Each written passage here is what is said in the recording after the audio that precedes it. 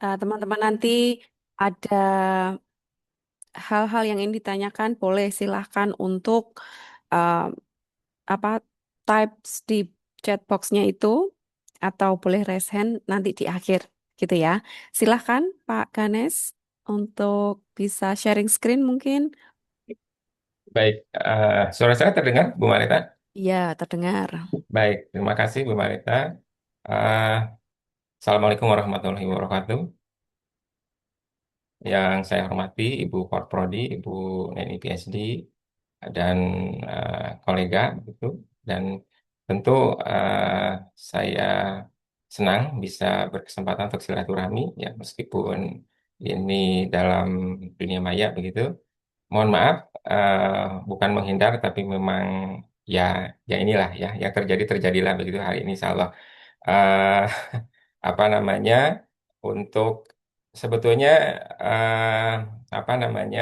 Dengan topik yang diberikan panitia agak sedikit serba-serbi begitu ya. Dengan topik perspektif sosial ekologi, tapi satu sisi diminta untuk membahas eh, apa salah satu artikel gitu ya. Tapi daripada bingung, saya coba adaptasi ya dua-duanya. Tentu saya akan rasanya kalau langsung membahas artikel agak-agak kaget begitu ya. Eh, saya akan coba berikan penghantar dulu terkait dengan topik yang diberikan oleh panitia. Saya izin eh,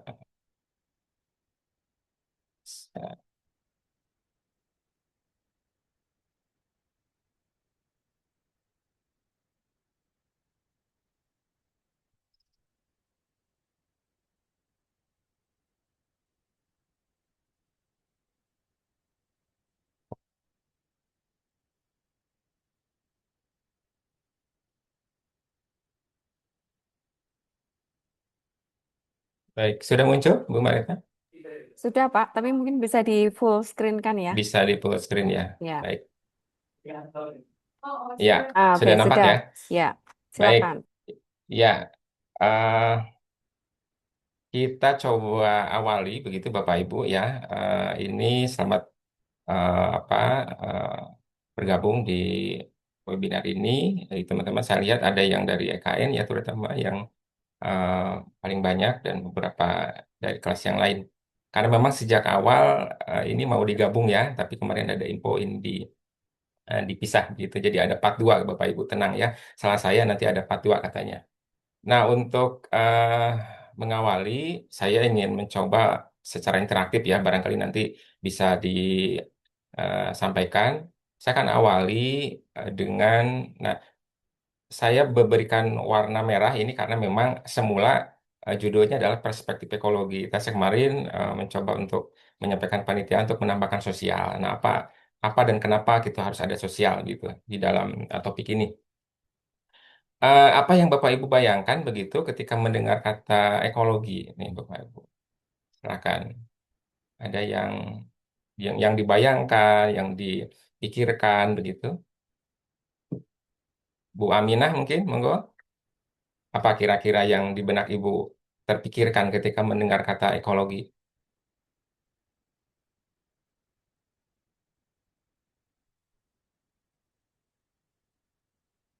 Boleh siapa saja?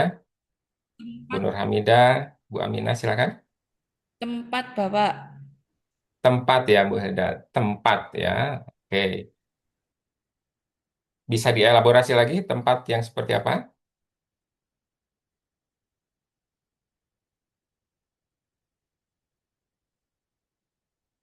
Tempat tinggal begitu? Baik, ada yang lain lagi? Monggo silakan. Siapa ini? Bu Puri, silakan. Oke, baik Bapak, terima kasih. Ya. Mungkin mencoba menjawab, nggih. Ekologi Mhm. mungkin ke arah interaksi antara makhluk hidup dengan lingkungannya mungkin ya Pak, yang saya pahami. Mungkin seperti itu Bapak. Terima kasih. Baik, baik. Terima kasih, Bu Puri. Satu lagi, Bu. Di sini tertulis Bu. Oh, oke, oh sudah turun ya. Bu Ya, Huawei tadi ya, yang Bu. angkat tangan. Itu kok seperti merek itu ya. Belum di rename. Iya, Pak, belum nih, Pak. Izin menjawab. Ya, Iya, suatu interaksi antara hubungan antara makhluk hidup dan lingkungannya. Jadi melihat interaksi hubungannya itu yang lebih ditekankan. baik. Baik, terima kasih ya. Eh, nah, saya akan masuk pada eh, nah, itu ada beberapa pertanyaan yang coba kita apa namanya ajukan dulu begitu. Jadi dari biasa ya, dari mulai apa, nanti mengapa dan bagaimana. Nah, apa itu ekologi? Nah, secara ontologi begitu. Tadi sudah disampaikan dan ada juga istilah yang juga digunakan adalah ada lingkungan atau environment gitu ya. Jadi ada ekologi dan ada environment. Nah, apa bedanya begitu? Jadi kalau ekologi tadi disampaikan bahwa lebih pada bagaimana melihat hubungan ya, dinamika apa namanya yang apa namanya yang dinamis begitu, antara makhluk hidup ya, antar makhluk hidup dan lingkungannya begitu. Nah, sementara lingkungan itu lebih kepada dilihat sebagai sebuah objek begitu, sebagai sebuah konteks begitu ya. Bisa kalau kita mengenal ada lingkungan sosial gitu ya, ada lingkungan budaya, ada lingkungan fisik. Nah, itu menunjukkan pada objek gitu ya, pada konteks gitu. Bahkan hari ini ada lingkungan budaya dan lingkungan digital dan lingkungan media gitu. Jadi ada 5 katakanlah lingkungan itu.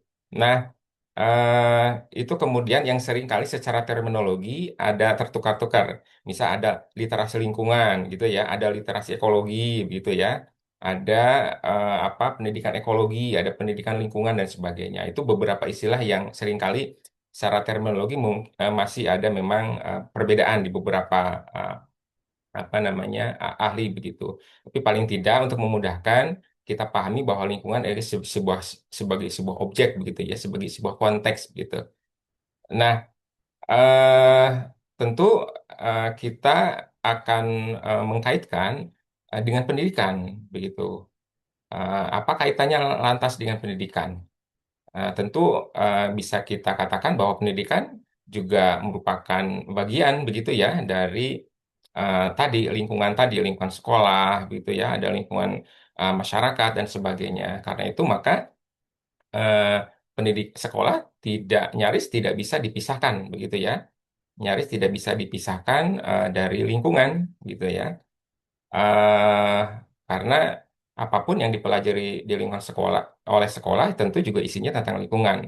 Mungkin ada yang mempelajari lingkungan fisik, ada lingkungan sosial, dan lingkungan budaya dan sebagainya. Sehingga pendidikan di sini erat kaitan ya dengan apa dengan lingkungan maupun dengan ekologi. Jadi ada nanti ekologi apa ekologi eh, sekolah gitu ya, yang nanti kita ingin coba pisahkan sementara pemahamannya adalah eh, kalau ekologi lebih kepada bagaimana sudut pandang ya ilmiah jadi dari kacamata ilmiah karena ada kata logos ya eko dan logos jadi eh, cara pandangnya merupakan cara pandang sudut ilmiah gitu ya.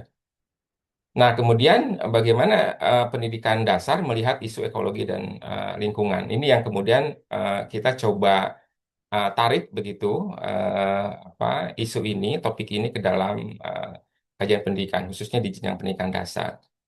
Nah, ini beberapa pertanyaan awal yang coba kita ajukan.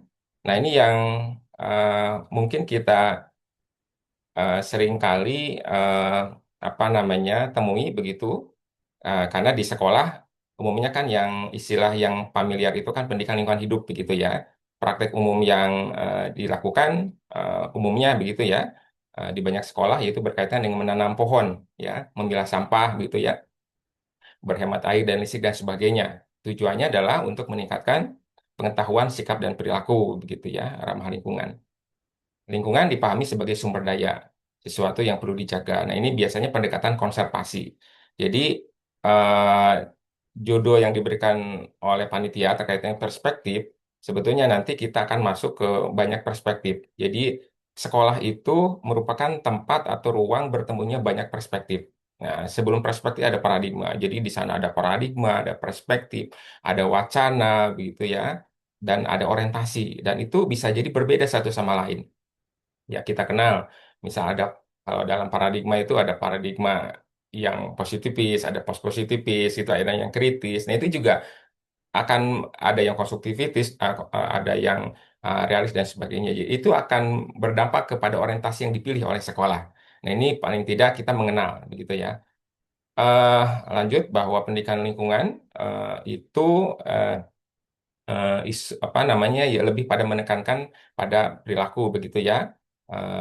Jangan buang sampah, hemat air dan listrik dan sebagainya. Namun pendekatan ini ada keterbatasan juga. Satu sisi baik ya sudah menumbuhkan ya kepedulian terhadap lingkungan.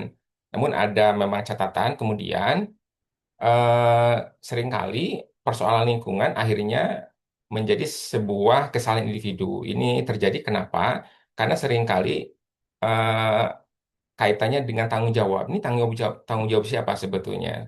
Jadi sebetulnya tanggung jawab itu pengertiannya adalah ada tanggung dan jawab. Jadi ada sebetulnya yang eh, apa memiliki apa yang pihak-pihak yang mestinya memiliki jawaban atas pertanyaan itu. Jadi, dan pihak yang harus menanggung. Tapi kemudian yang harusnya bertanggung jawab malah hilang begitu ya. Dan akhirnya eh, me- permasalahan itu menjadi beban individu. Jadi kita menanggung sesuatu yang tidak kita lakukan begitu.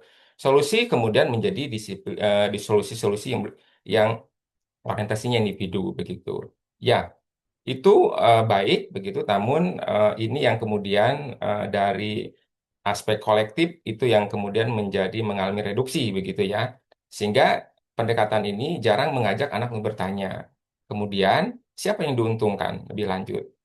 Siapa yang dirugikan atas atas atas hal itu? Dan mengapa kerusakan itu terjadi? Nah, pertanyaan-pertanyaan kritis ini yang kemudian seringkali luput ya. Oleh karena itu, maka kenapa kita menambahkan aspek sosial di dalam terminologi ekologi.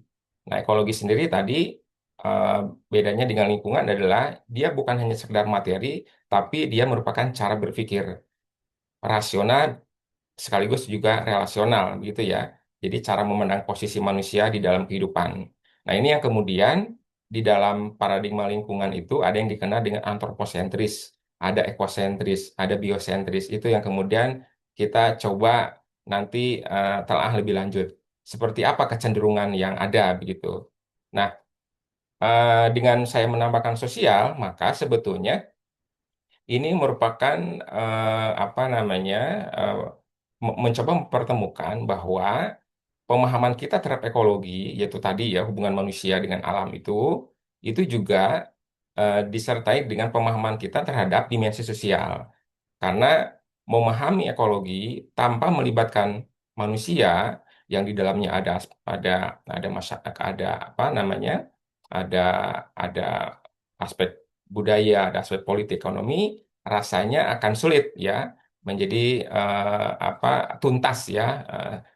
Nampak seperti kejadian beberapa bulan yang lalu ya di provinsi salah satu provinsi ya di Sumatera yang kemudian itu akhirnya menjadi sebuah peringatan bahwa ternyata bencana itu kemudian juga ini eh, apa namanya bukan eh, bukan eh, terjadi begitu saja, tapi sebetulnya sebuah akumulasi atas sesuatu yang sebetulnya terjadi di sebelumnya. Nah, saya sebelum saya masuk ke itu ya pembahasan arti- artikel, saya akan maaf Bu Mareta ini tidak bergerak ya, Oh, lagi belum bergerak ini ya, ya. Belum, belum pindah ke slide belum ya, selanjutnya. belum pindah ya Masih agak berat di praktik umum pendidikan praktik lingkungan di umum ya. sekolah. Ya, mungkin bisa Oh, di stop sharing terus kemudian sharing lagi. mhm.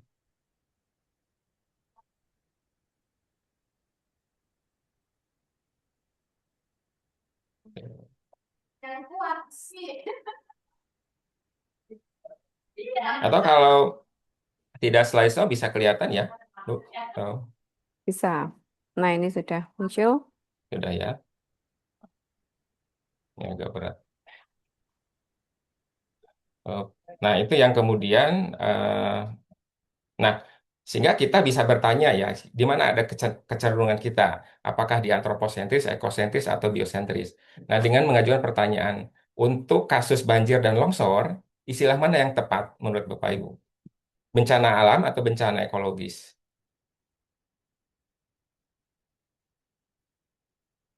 Monggo. Seringkah Bapak Ibu di dalam tagline berita begitu, jadi namanya adalah bencana alam, gitu ya. Apa konsekuensinya? Konsekuensinya adalah jika kita menggunakan istilah bencana alam, maka penyebab utamanya akan dialamatkan pada alam. Jadi yang disalahkan alam. Kalau banjir disalahkan apa debit apa air hujan yang tinggi begitu ya, curah hujan yang tinggi dan sebagainya. Sementara manusia menjadi korban, dalam hal ini pasif, gitu ya. Dan kejadian sesuatu kejadian yang tidak terelakkan. Sementara jika kita menggunakan istilah atau terminologi bencana ekologis, manusia tidak bisa mengelakkan. Jadi di sini bahwa bencana itu terjadi bukan eh, apa namanya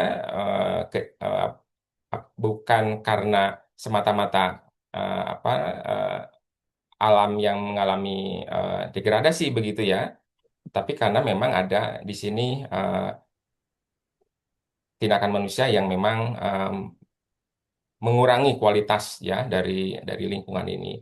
Ya tentu bisa kita lihat eh, penggunaan istilah ini bukan semata-mata hanya sekedar istilah, tapi istilah ini menunjukkan bahwa ada kecenderungan bahwa dalam konteks lingkungan bisa jadi paradigma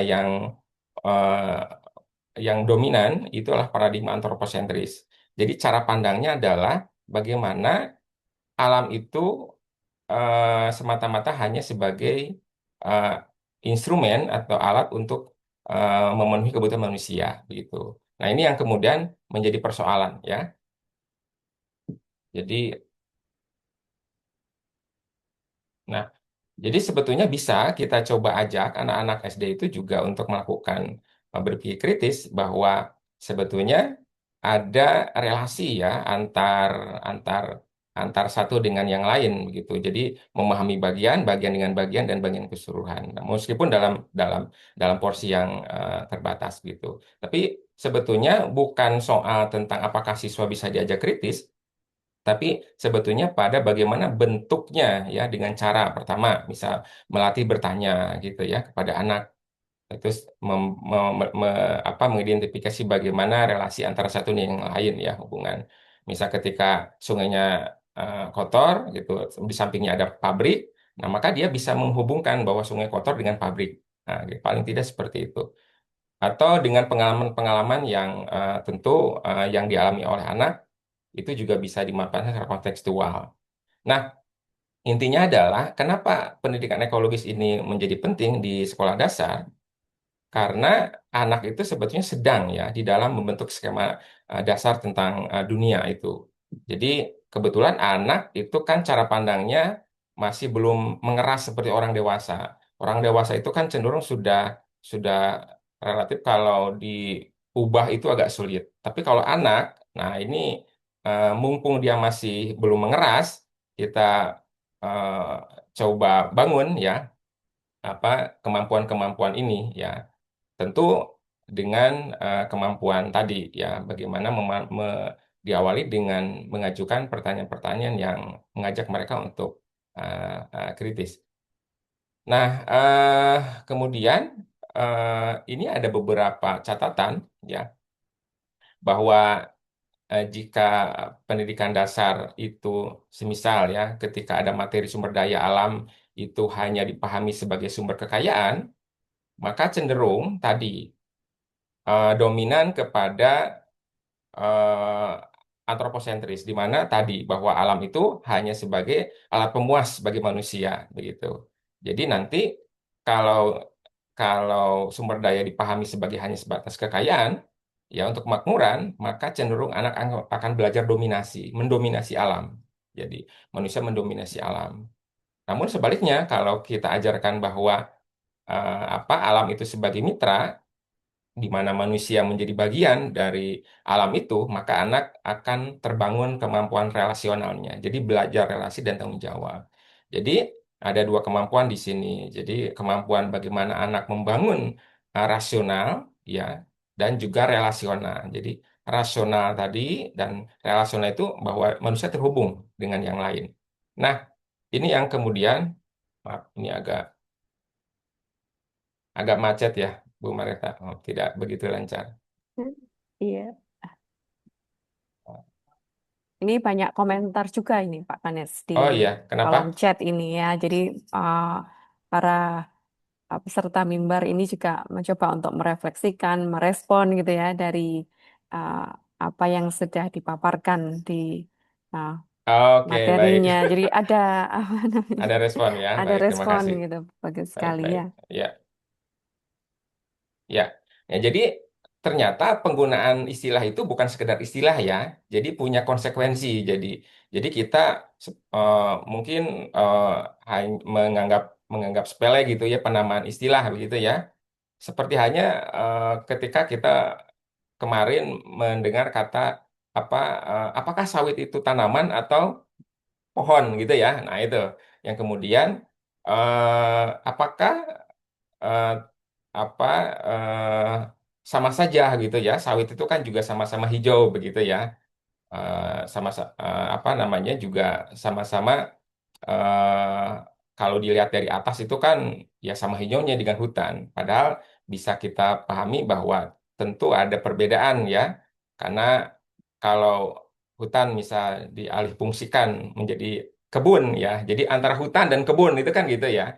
Jadi seringkali penggunaan istilah itu juga punya konsekuensi. Jadi pertama, sawit itu bukan pohon tapi dia tanaman karena dia gak punya kambium dan akarnya juga pendek, beda dengan pohon, dia punya kambium akarnya juga kuat. Jadi ketika eh, nah tadi ketika banjir pun akhirnya, nah ini bisa jadi karena tadi persoalan alih fungsi yang terlalu masif ya. Nah, kemudian eh, sebentar ini agak kurang nyaman. Pindah-pindahnya tidak lancar, Bu.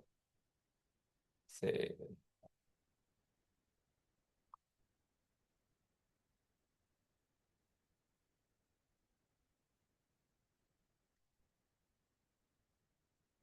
Wah.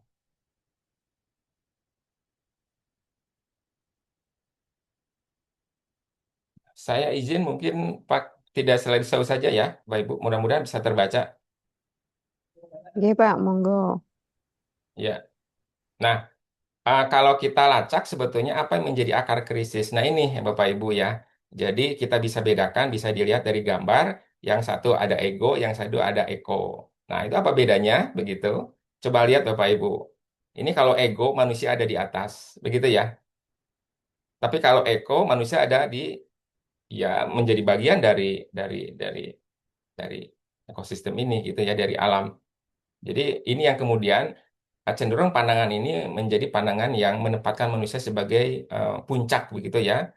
Jadi apapun kalau sesuatu itu apa eh, merugikan manusia baru dikatakan bencana begitu. Tapi kalau tidak bukan begitu ya. Nah ini kemudian cara pandang ini yang kemudian perlu kita geser bahwa manusia apa namanya eh, bukan menjadi tadi ya apa puncak, tapi dia menjadi bagian saja. Nah, ini yang kemudian kita perlu bergeser ya dari antroposentris ke ekosentris. Nah, kerusakan juga rata-rata ini karena ini ya apa karena eh, perselisihan antara rasionalitas ekonomi dan rasionalitas ekologi. Sama-sama eko ya, Bapak Ibu ya, tapi yang satu nomos, yang satu logos. Nah, seringkali kerusakan ekologi itu, lingkungan itu ya karena nomos terlalu dominan ya, bahkan ekologi itu melayani kepentingan nomos gitu ya. Contoh misal di apa apa kaki bukit gunung itu yang harusnya ditanami pohon berakar kuat, tapi lebih memilih ditanami dengan kentang. Di mana kentang juga akarnya kan nggak begitu kuat. Secara ekonomi menguntungkan, tapi secara ekologi itu tentu akan berpotensi terjadinya kerusakan atau degradasi lingkungan. Ini yang kemudian Bapak Ibu perlu untuk melihat bahwa ternyata persoalan-persoalan lingkungan itu juga berangkat dari cara pandang, gitu ya, berangkat dari orientasi. Nah, ini yang kemudian akan mempengaruhi bagaimana sikap, pikiran, dan tindakan. Jadi, ini yang kemudian sekolah itu menjadi arena, menjadi tempat bertemunya berbagai pandangan tadi. Jadi, perlu kita perlu kita lihat kecenderungannya apa, begitu ya. Saya pernah apa namanya melakukan studi bedah buku telaah buku begitu ya, analisis konten buku. Ternyata di buku-buku itu tadi ya lebih ditempatkan bahwa sumber daya alam itu sebagai sumber kekayaan negara, dan namun pelaku kerusakan itu hilang ya dari teksnya begitu. Oleh karena itu maka ilmu pengetahuan termasuk di dunia pendidikan itu sebetulnya bisa jadi tidak netral ya. Ada sesuatu yang memang dimunculkan, ada sesuatu yang tidak dimunculkan, bahkan sengaja ya tidak munculkan karena di sana ada interest, ada kepentingan. Karena itu kita bisa menjadi lebih kritis. Nah, ini ya Bapak Ibu ya. Jadi praktek dominasi manusia, terus juga tadi alam dianggap sebagai hanya uh, instrumental untuk kepentingan ekonomi gitu ya. Nah, nanti menimbulkan perilaku-perilaku yang ekspansif. Saya rasa lanjut ya, khawatir. Nah, Bapak Ibu untuk mencoba apa ya, ini memanfaatkan bahan lama sebetulnya. Jadi pernah saya juga sampaikan, tapi saya karena waktunya terbatas, saya coba manfaatkan dan saya anggap ini mungkin relevan. Bapak Ibu untuk melihat bahwa ternyata persoalan ekologi itu juga sangat berkaitan dengan persoalan manusia. Bapak Ibu bisa melihat dari sinema-sinema ya. Di sini silakan dibuka di YouTube ya, film dokumenter. Di sini ada beberapa film bagus yang menjelaskan. Jadi di antaranya adalah Tenggelam Dalam Diam gitu ya. Jadi ini merupakan kritik gitu ya terhadap kondisi sosial eh, ekonomi politik yang hari ini ada begitu. Sesak, film Sesak menunjukkan bahwa masyarakat warga yang harus apa berdekatan dengan polusi yang setiap hari mengganggu paru-parunya begitu. Tapi dia tidak kuasa untuk eh, apa eh, menolak itu karena memang eh, kondisi yang akhirnya eh, yang mengkondisikan itu. Nah, film-film ini saya rasa bagus untuk melihat bagaimana ada aspek tadi, ada aspek sosial. Jadi mempersoalkan lingkungan atau ekologi tanpa melihat atau mengabaikan sosial, maka tentu persoalannya tidak lengkap ya, tidak utuh. Karena seringkali kerusakan-kerusakan itu juga disebabkan oleh tadi ya, ada faktor-faktor tadi. Nah, itu Bapak Ibu sebagai sebuah pengantar saja karena saya kok rasanya kalau langsung membahas artikel agak itu ya, agak kaget.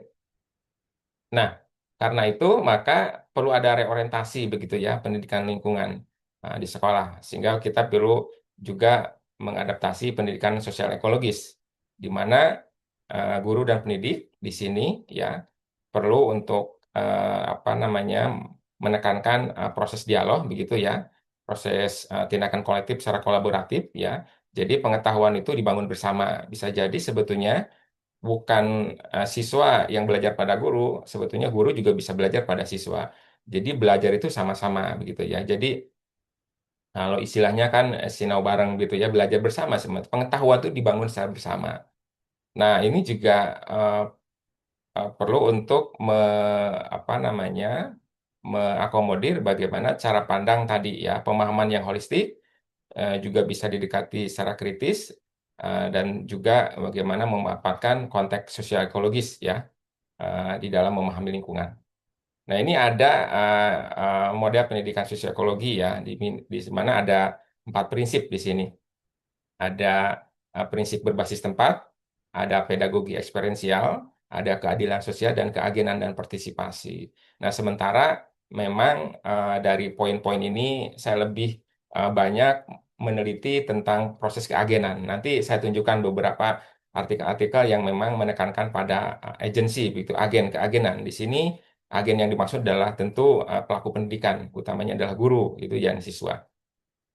Nah, bisa kita coba refleksikan sebetulnya pertanyaannya adalah bisa diawali dengan sebetulnya mengajak anak-anak untuk mendeskripsikan tempat tinggalnya. Boleh dia menulis begitu di secari kertas tentang kondisi tempat tinggalnya dengan pertanyaan tadi. eh, Deskripsikan coba tempat tinggal kamu begitu asal daerah. Seperti apa kondisi geografis tempatmu gitu ya. Sejak kapan kamu tinggal di sana? Bersama siapa? Terus atas alasan apa kamu tinggal di sana? Pengalaman menyenangkan apa? Ada yang juga tidak menyenangkan. Jadi anak bisa menuangkan pengalaman-pengalaman itu di dalam sebuah narasi begitu ya. Nah, ini juga penting untuk membangun tadi pedagogi eksperiensial. Jadi berbasis pengalamannya tadi. Nah, itu yang bisa coba ditawarkan begitu mengenai tentang orientasi praktek pendidikan ekologi atau lingkungan. Ini sebagai sebuah pengantar saja. Nah, beberapa artikel yang mungkin ini relevan, ini yang sempat saya tulis begitu, ada tentang ya sustainable development, ya education, ini di sekolah dasar, ada juga, nah ini yang kemudian ada salah satu tulisan saya tentang depolitisasi dan marginalisasi, ini dipublikasikan di Springer, di kurikulum perspektif, ini merupakan tadi ya kritik bahwa praktek pendidikan lingkungan bisa jadi terjebak pada tadi ya menghindar dari topik-topik atau pembicaraan ini. Jadi eh, apa melihat persoalan lingkungan hanya tadi dalam konteks lingkungan saja atau ekologi saja, tapi tanpa juga melihat dari faktor sosial, ekonomi politik yang seringkali tadi rasional rasional ekonomi yang sebetulnya seringkali menjadi pemicu gitu ya. Nah, ini tulisan ini mencoba menawarkan bagaimana adanya revisi kurikulum gitu ya di dalam rangka untuk memberdayakan siswa ya sebagai agen lingkungan. Jadi siswa juga bisa ditempatkan sebagai pelaku utama. Mereka bukan hanya konsumen pengetahuan, tapi juga sebagai produsen pengetahuan gitu ya. Jadi ini yang kemudian beberapa tulisan lebih kepada menekankan agensi ya di sini. Nah, ini juga ada tulisan yang dipublikasikan di Jurnal Critical Education Policy Studies. Jadi ada Critical Environment Education. Ini juga salah satu perspektif ya yang kemudian menawarkan bahwa pentingnya bagaimana kesadaran kritis begitu ya, karena kesadaran itu ada yang kesadaran magis, ada kesadaran yang naif, ada kesadaran kritis. Nah, itu yang kemudian istilah itu kita pinjam dari Paulo Freire gitu ya. Nah, ada juga intersubject communication. Jadi em, komunikasi itu bersifat intersubjektif gitu ya.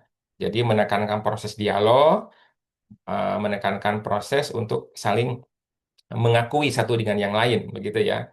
Karena seringkali ada hierarki, ada relasi kuasa yang agak antara guru dan siswa itu posisinya tidak tidak itu ya. Jadi agak nanti akan saya jelaskan di artikel yang akan saya bahas. Jadi bagaimana relasi dominasi ya itu begitu ada kemunculan itu. Kemudian ada proses deliberatif demokrasi. Jadi proses musyawarah lah. Jadi deliberatif itu istilah lain dari musyawarah sebetulnya Bapak Ibu. Jadi sesuatu itu dimusyawarahkan. Nah, bagusnya adalah ketika kita melakukan tindakan lingkungan itu dimusyawarahkan, dibicarakan. Jangan sampai anak tidak diajak diskusi, tidak diajak bicara, langsung saja bekerja, sehingga bisa jadi mereka sebetulnya melakukan sesuatu yang tidak mereka pahami. Ketika ditanya, apa yang kamu lakukan? Mbok nggak tahu, misal. Pokoknya saya hanya disuruh. Nah, harapannya tidak seperti itu. Tapi sejak awal, siswa bisa diajak. Jadi semuanya topik-topik ya, Bapak Ibu, untuk mengangkat dalam tesis begitu ya, penelitian juga ini bisa masuk ke dalam ini topik misal environmental citizenship ya. Jadi kewargaan lingkungan. Jadi warga negara yang tahu hak, kewajiban, dan tanggung jawab, terutama terhadap persoalan lingkungan. Ini juga bisa menjadi sebuah topik ya. Ini saya rasa itu beberapa artikel yang berkaitan dengan eh, topik yang sebelumnya dibahas. Nah, selanjutnya ini part 2 ya. Jadi tadi saya di tengah kebingungan ini harus bicara apa gitu ya. Apakah masuk secara konseptual di apa di sosial ekologis atau membahas artikel. Nah, saya coba eh, eh, gabungkan ya. Nah, eh, saya masuk ke dalam pembahasan artikel ya di sini.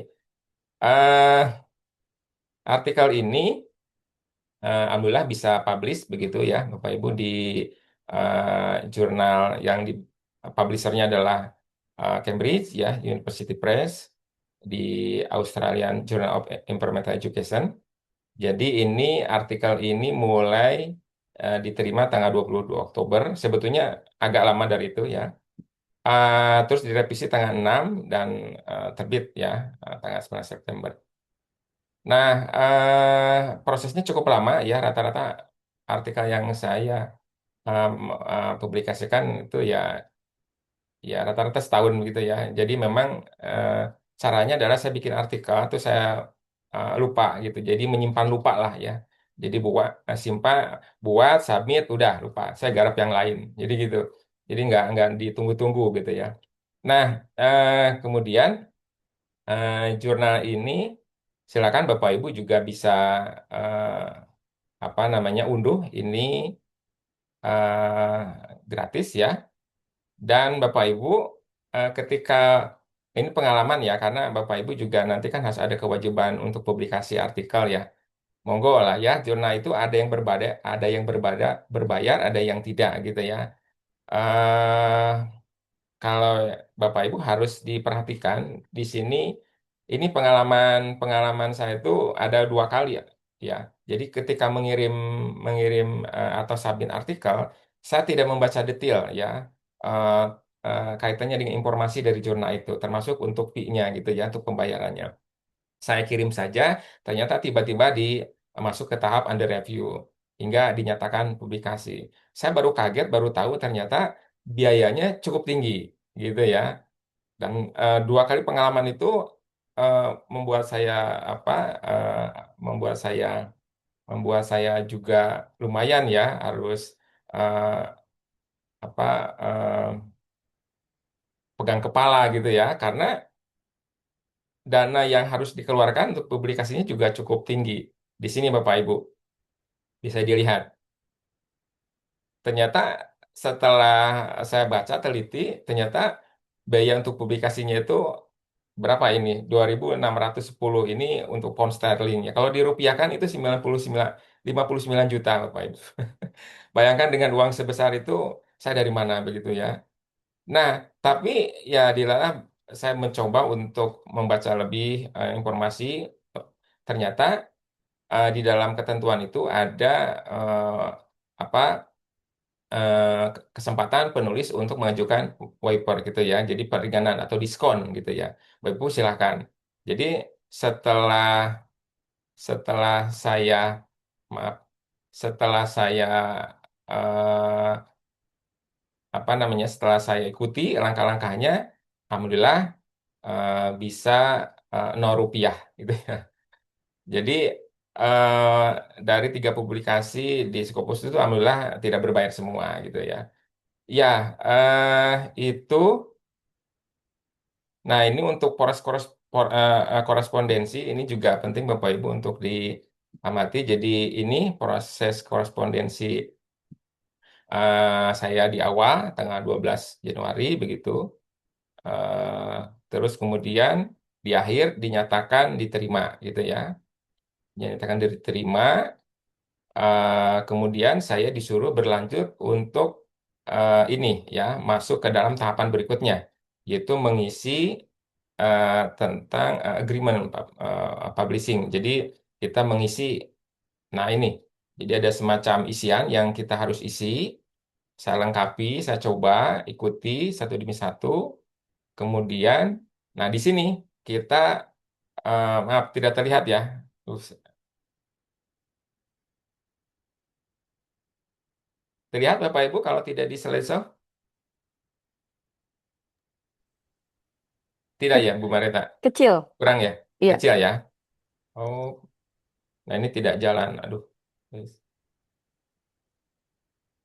Oke, maaf. Nah ini, terlihat, Bu. Nah, ya, lebih Oke. terlihat. Nah, ini Bapak Ibu. Jadi eh, tercantum ini harga yang harus dibayar, gitu ya. Terus kemudian saya coba masukkan ya tadi ajuan untuk pengurangan diskon. Ada beberapa pilihan ya diskonnya. Tapi saya nakalan gitu ya. Sambil yang 100% aja diskon.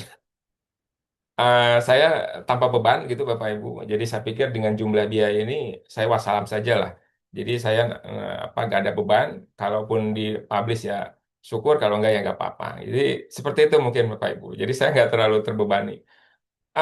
Saya nekat, saya ajukan saja yang 100%, ternyata diamini. Jadi Bapak Ibu jangan juga kemudian apa pantang menyerah gitu, terus kemudian Bapak Ibu mundur, yaitu. Jadi coba saja ya ini ternyata Juna-Juna itu juga tidak kapitalis semua gitu ya.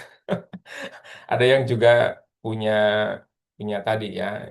Entah kenapa pertimbangannya saya pikir ya alhamdulillah saja begitu saya di saya disetujui untuk pengajuan itu dan akhirnya 0 rupiah Bapak Ibu bisa dilihat dari yang seharusnya berapa tadi ya. Jadi memang jurnal-jurnal terutama yang mungkin publishernya tadi ya, kebetulan ini publishernya kan Cambridge ya agak tinggi-tinggi Bapak Ibu. Dengan harga segitu kan cukup pening ya di kepala ya gitu.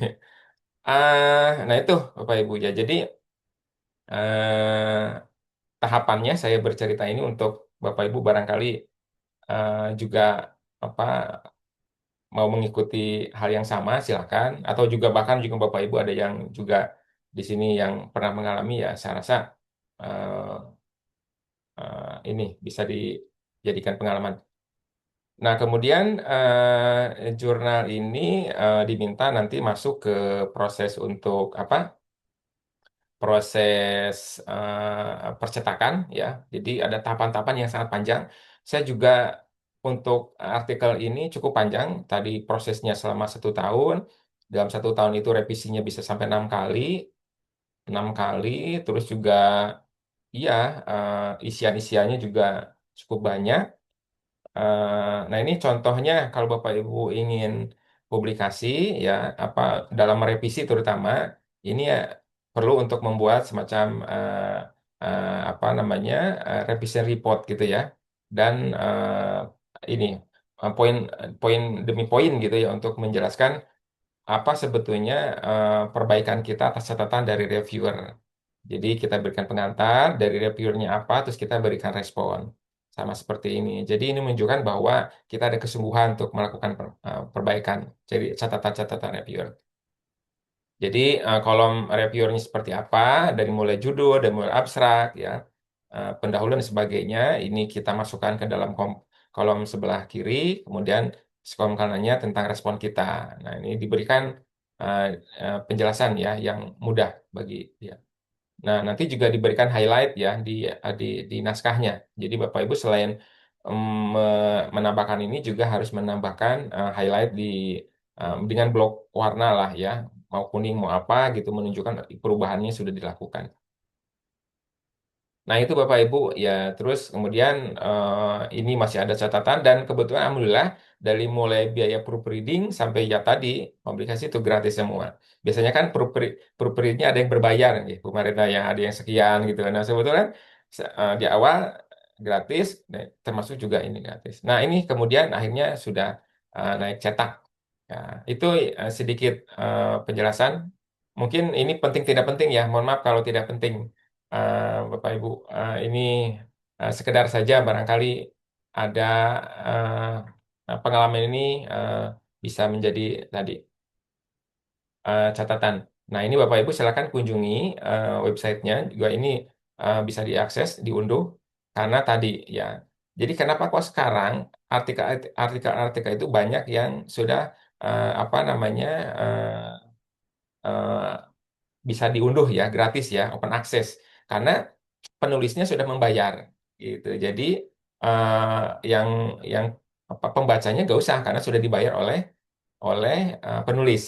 Nah, dan eh, alhamdulillahnya tadi ya gratisnya itu yang bikin seneng gitu ya Bapak Ibu ya. Oke, ini ya tampilannya. Nah, saya akan mulai masuk ke dalam konten gitu ya. Kalau tadi ya intermezzo saja lah ya, intermezzo. Nah, Bapak Ibu, dari bagian abstrak gitu ya, dengan judul tadi silent conversation tadi ya. Jadi, kenapa kok saya memunculkan istilah silent conversation? Ini yang kemudian jadi temuan saya, Bapak Ibu. Jadi sebuah konseptualisasi. Jadi terutama untuk penelitian-penelitian itu harapannya bisa memunculkan konseptualisasi, Bapak Ibu. Jadi prinsipnya adalah dalam penelitian itu bisa sifatnya konfirmasi atau sebetulnya bisa perluasan atau elaborasi. Bahkan kita mencoba untuk melakukan tadi ya. Kalau dalam penelitian itu ada yang disebut dengan verifikatif, ada falsifikatif gitu ya. Jadi verifikatif itu menguji teori, tapi falsifikatif itu mencoba kata teori, enggak, ternyata tidak semuanya begitu, ada yang ini. Nah, itu yang disebutnya falsifikatif. Jadi kita bisa berbeda dengan teori yang kita pinjam. Itu yang kemudian saya memunculkan konsep ini, Bapak Ibu. Ini yang kemudian mungkin ini menjadi ketertarikan editor untuk me- me- me- mempublikasi tulisan saya. Nah, ini Environmental Agent Reflexivity for Climate Change Action Indonesia. Jadi tentang refleksivitas ya. Jadi teorinya tentang teori refleksivitas itu yang saya pakai.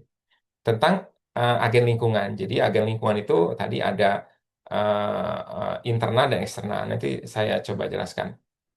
Nah, memohon maaf Bapak Ibu ini agak teoritis ya, agak teoritis, agak kalau membuat agak mual mohon maaf gitu ya, karena ini saya karena diminta Prof. Neni ya, jadi mengangkat artikel ini mungkin tidak terlalu, saya mohon maaf kalau tidak terlalu relevan dengan konteks pendidikan dasar ya. Tapi maksud saya ini lebih kepada bagaimana mengemas gitu ya, mengemas sebuah naskah dimulai dari abstrak begitu ya hingga akhir. Nah, untuk abstrak, Bapak Ibu, di sini saya memunculkan ya, jadi sebagai sebuah kajian kritis ya. Tentang apa? Tentang mediasi refleksivitas. Jadi eh, refleksivitas guru dan siswa. Guru dan siswa itu sebagai agen internal. Sementara ada agen eksternal yaitu ini ISD gitu ya. ISD itu Education Sustainability Development Indonesia. Jadi sebuah lembaga eh, ya yang mempromosikan tentang Global Action Program ya tentang perubahan iklim. Jadi saya hanya melihat sebetulnya sederhana ya Bapak Ibu. Jadi ada ada ada program ini di sekolah gitu ya dari pihak eksternal ke pihak internal dalam hal ini guru sekolah ya guru dan siswa. Kemudian saya potret bagaimana proses refleksivitasnya. Jadi saya pakai kerangka kerja di sini menggunakan kerangka kerjanya Archer, Margaret Archer. Jadi beliau adalah seorang sosiolog yang memperkenalkan suatu teori yang disebut dengan teori morphogenetik ya. Jadi di dalamnya ada internal conversation. Nah, itu yang kemudian saya pakai kerangkanya. Jadi kenapa kok teori itu menjadi penting, terutama di pendidikan S2 S3? Karena kalau tanpa teori ya ya ya sulit gitu ya karena kita mengenal dalam penelitian itu kan ada teori koherensi, teori korespondensi dan teori pragmatisme. Jadi koherensi itu harus harus relate dengan apa yang telah dibincangkan sebelumnya. Nanti kita coba korespondensikan dengan di lapangan seperti apa. Nah, buktinya baru kemudian ada eh, aspek pragmatisnya. Nah, ini yang kemudian saya pakai kerangka kerjanya. Jadi Bapak Ibu harus punya kerangka kerja ya. Di dalam riset itu ya, kerangka kerja teorinya pakai siapa? Sebetulnya dalam riset saya itu ada 3 gitu ya, teori yang saya pakai. Jadi ada 3 rumusan masalah, ada 3 teori gitu. Jadi ini rumusan masalah yang kedua. Rumusan 1 dan 2 juga sudah publikasi, alhamdulillah sedang sedang proses under review ya di Taylor and Francis yang satu, yang satu lagi di Cina itu. Jadi sebetulnya itu eh, bisa itu ya bisa dimainkan gitu ya, bisa dimainkan Bapak Ibu. Bahkan antar teori itu bisa digabungkan juga. Ya, jadi ada satu artikel yang saya gabungkan antara teorinya Archer sama teorinya Habermas. Ya, itu digabungkan. Kenapa kok bisa digabungkan? Karena ada relate ya. Ada ada keterkaitan yang sangat kuat. Jadi begitu Bapak Ibu. Ya. Nah, untuk metodenya menggunakan etnografi kritis. Nah, ini juga mungkin Bapak Ibu apakah ada yang sudah familiar ataukah belum? Nah, jadi ada yang namanya varian etnografi kritis. Etnografi itu banyak Bapak Ibu ya. Ada etnografi eh, apa ya sekarang ada di netnografi gitu ya untuk digital-digital eh, ada etnografi sensorik ya ada. Sebenarnya dalam dalam konteks sekolah atau pendidikan itu ada etnografi sekolah lingkupnya itu ya pendidik etnografi pendidikan sekolah dan kelas. Jadi Bapak Ibu silakan bisa menggunakan metode etnografi untuk penelitian. Nah, itu Bapak Ibu ya. Jadi ini abstrak saya. Kemudian, nah ini saya coba jelaskan di paragraf pertama, misal. Nah, ini kata kunci gitu, Bapak Ibu. Jadi pasti sesuatu yang isu utama ya, isu besar yang kita coba hadirkan di paragraf awal. Saya awali dengan SDGs gitu ya, Bapak Ibu. SDGs di sini SDGs itu kan ada tiga aspek ya. Ada kerentanan, ada ketangguhan, dan ada keberlanjutan. Itu kata kuncinya itu. Nah, jadi ketika bicara SDGs, maka kita tidak bisa bukan hanya keberlanjutan saja ya, karena kan seringkali langsung langsung masuk ke konteks sustainability-nya, tapi tanpa membicarakan apa ketahanan atau ketangguhan dan kerentanannya. Jadi ini, jadi saya memasukkan SDGs, saya juga memasukkan salah satu dua tujuan gitu ya, tujuan dari SDGs yaitu tujuan ke-13 dan 4 ya. Jadi Bapak Ibu bisa masuk ke sana, kemudian masuk ke ISD ya.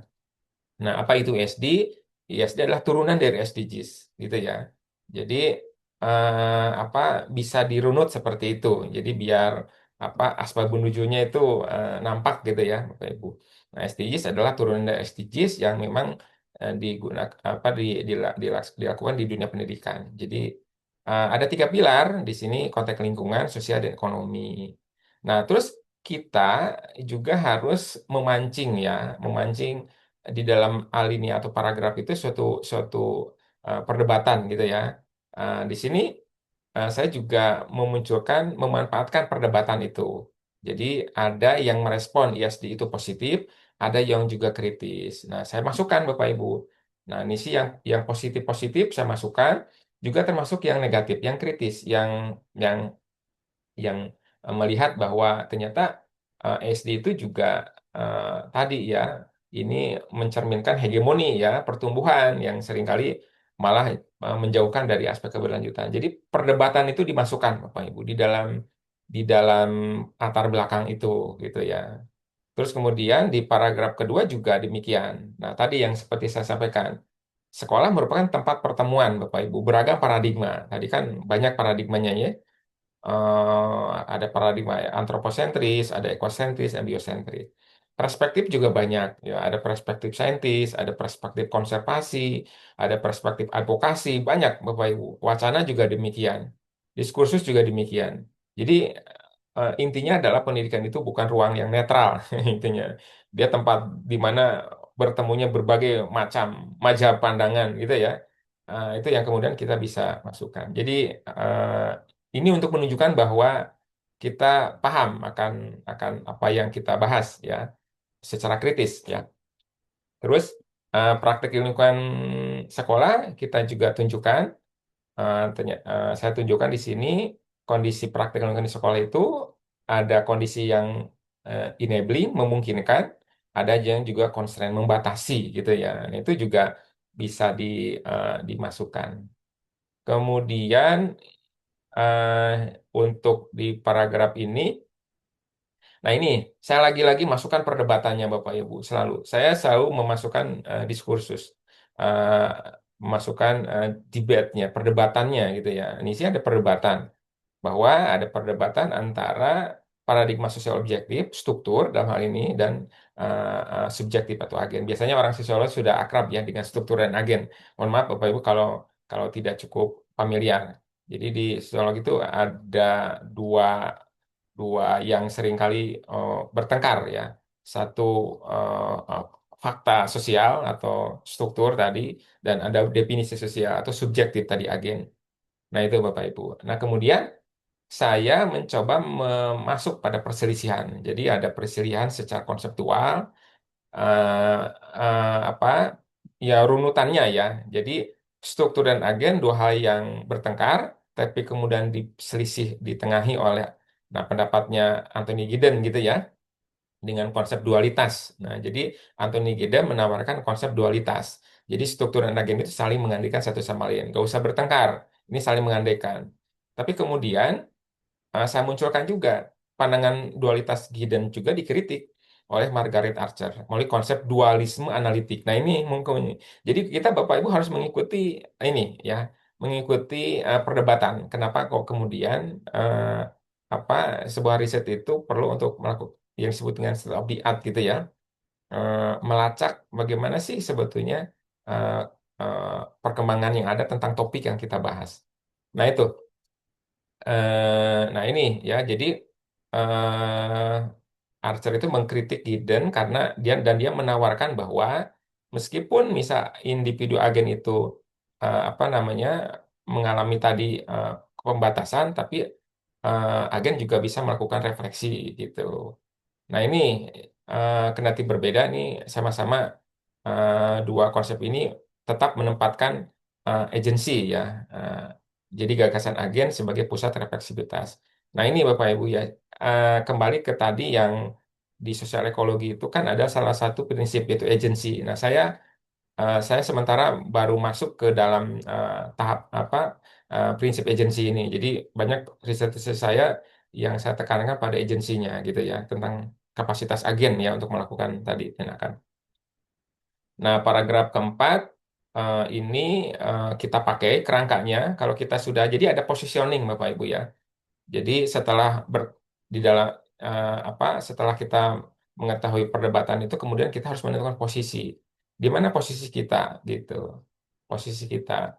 Nah, posisi saya ada di Archer bukan di Gideon gitu ya. Kemudian saya pakai, saya pinjam. Jadi posisi kebetulan saya kan kualitatif. Nah, kualitatif itu Bapak Ibu berbeda dengan kuantitatif ya. Secara paradigma. Kalau kuantitatif itu kan menguji teori. Nah, tapi kalau kualitatif itu bukan menguji, tapi sebetulnya ingin memahami aja gitu ya. Jadi memahami keadaan ya dengan kita meminjam teori. Jadi istilahnya dipinjam Bapak Ibu. Teori itu dipinjam, bukan untuk diverifikasi, tapi dipinjam untuk kemudian apakah di lapangan itu kemudian ada yang apa berbeda atau tidak gitu ya. Jadi itu ya. Nah, eh, nah ini Bapak Ibu ya saya masukkan ini. Bu Marita waktunya masih ada ya? Hmm, Masih Masih aman? masih ada Pak. Ya. Masih aman ya, oke. Nah kemudian ini saya mulai masuk ke di apa alinea terakhir itu mulai mulai masuk kan ke konteksnya gitu ya. Jadi ini tujuan saya adalah untuk memotret sebetulnya bagaimana keterlibatan agen internal tadi, yang agen internal itu adalah tadi guru sekolah gitu ya, dan agen eksternal tadi yang sponsorship gitu ya, yang apa namanya saya sebut sebagai PIA gitu singkatannya. Ini saya juga pinjam konsepnya. Jadi menggunakan konsep ini bukan bukan asal kita pakai, tapi kita menggunakan meminjam juga konsep yang dipakai oleh si teoritis tadi, oleh si Archer tadi. Jadi Archer menggunakan istilah promotional interest agent gitu. Jadi agen kepentingan lah gitu ya, yang punya interest kepentingan atau tadi punya punya mempromosikan suatu kepentingan. Nah, kemudian ada agen utamanya. Saya sebut agen internal itu agen utama ya. Ada program supervising teachers ya. Ini semacam guru pendamping, ada guru pembimbing dan guru pendamping dan ada siswa sendiri. Jadi sebenarnya sederhana Bapak Ibu hanya memotret itu ya. Tapi akan akan menjadi akan akan akan menjadi seru kalau kita suntik dengan perspektif teoritis. Nah, itu pentingnya. Persoalan sederhana yang mungkin ya kecil, remeh-temeh, tapi kalau kita suntik dengan kerangka kerja atau perspektif teoritis itu jadi lumayan berat gitu ya diskusinya. Nah, itu yang kemudian dan relate dengan apa menjadi topik global gitu ya. Jadi Bapak Ibu jangan khawatir ketika mengangkat suatu tema-tema topik yang ya mungkin lokal ya, terbatas gitu. Tidak jangan patah semangat gitu ya, jangan merasa underestimate dan sebagainya. Tidak soal asal kita mencoba untuk mengkaitkan dengan konteks global itu karena jurnal itu kan konsumsi masyarakat ilmiah di banyak part gitu ya. Bisa jadi apa yang dirasakan ini itu kemudian juga terjadi di tempat lain. Itu yang kemudian konteks globalnya. Itu yang kemudian disebut dengan verisimilitude ya. Jadi kemiripan apa yang kita alami itu juga mungkin dialami orang lain. Itu yang kemudian konteks globalnya di sana. Nah, itu. Terus juga ingin mengungkap suara-suara tersembunyi gitu ya. Jadi dari diskusi tadi ya, dari agen agen lingkungan tadi. Siswa juga karena saya menggunakan etnografi kritis, nah itu bedanya. Si peneliti itu ada keberpihakan Bapak Ibu ya. Jadi kalau ada yang mengatakan ilmu bebas nilai, nah dalam perspektif kritis tidak. Ilmu itu harus harus harus harus berpihak gitu ya. Nah itu yang kemudian paradigmanya kemudian dari mulai positifis ke post positifis, ada konstruktivis dan ada kritis. Bahkan sekarang transformatif. Nah itu dalam perkembangan ilmu itu berkembang Bapak Ibu ya. Bahkan sekarang eh, kita mengenal ada penelitian partisipasi partisipasi exer research ya. Di sana posisinya peneliti eh, eh, tujuannya untuk memberdayakan. Kenapa kok ada pemberdayaan? Karena begini Bapak Ibu, eh, eh, kritiknya adalah peneliti eh, meneliti sesuatu, misal tadi ya yang diteliti tapi tidak ada apa apa perubahan gitu ya, pemberdayaan.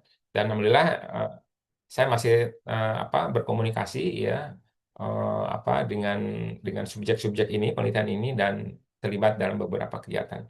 Jadi apa namanya setelah penelitian tidak selesai. Itu maaf, saya langsung saja mungkin izin Bu, karena ini agak saya tampilkan yang artikelnya saja.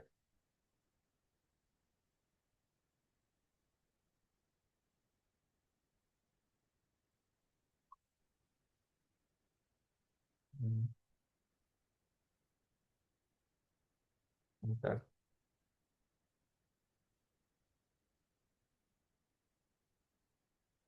sudah muncul.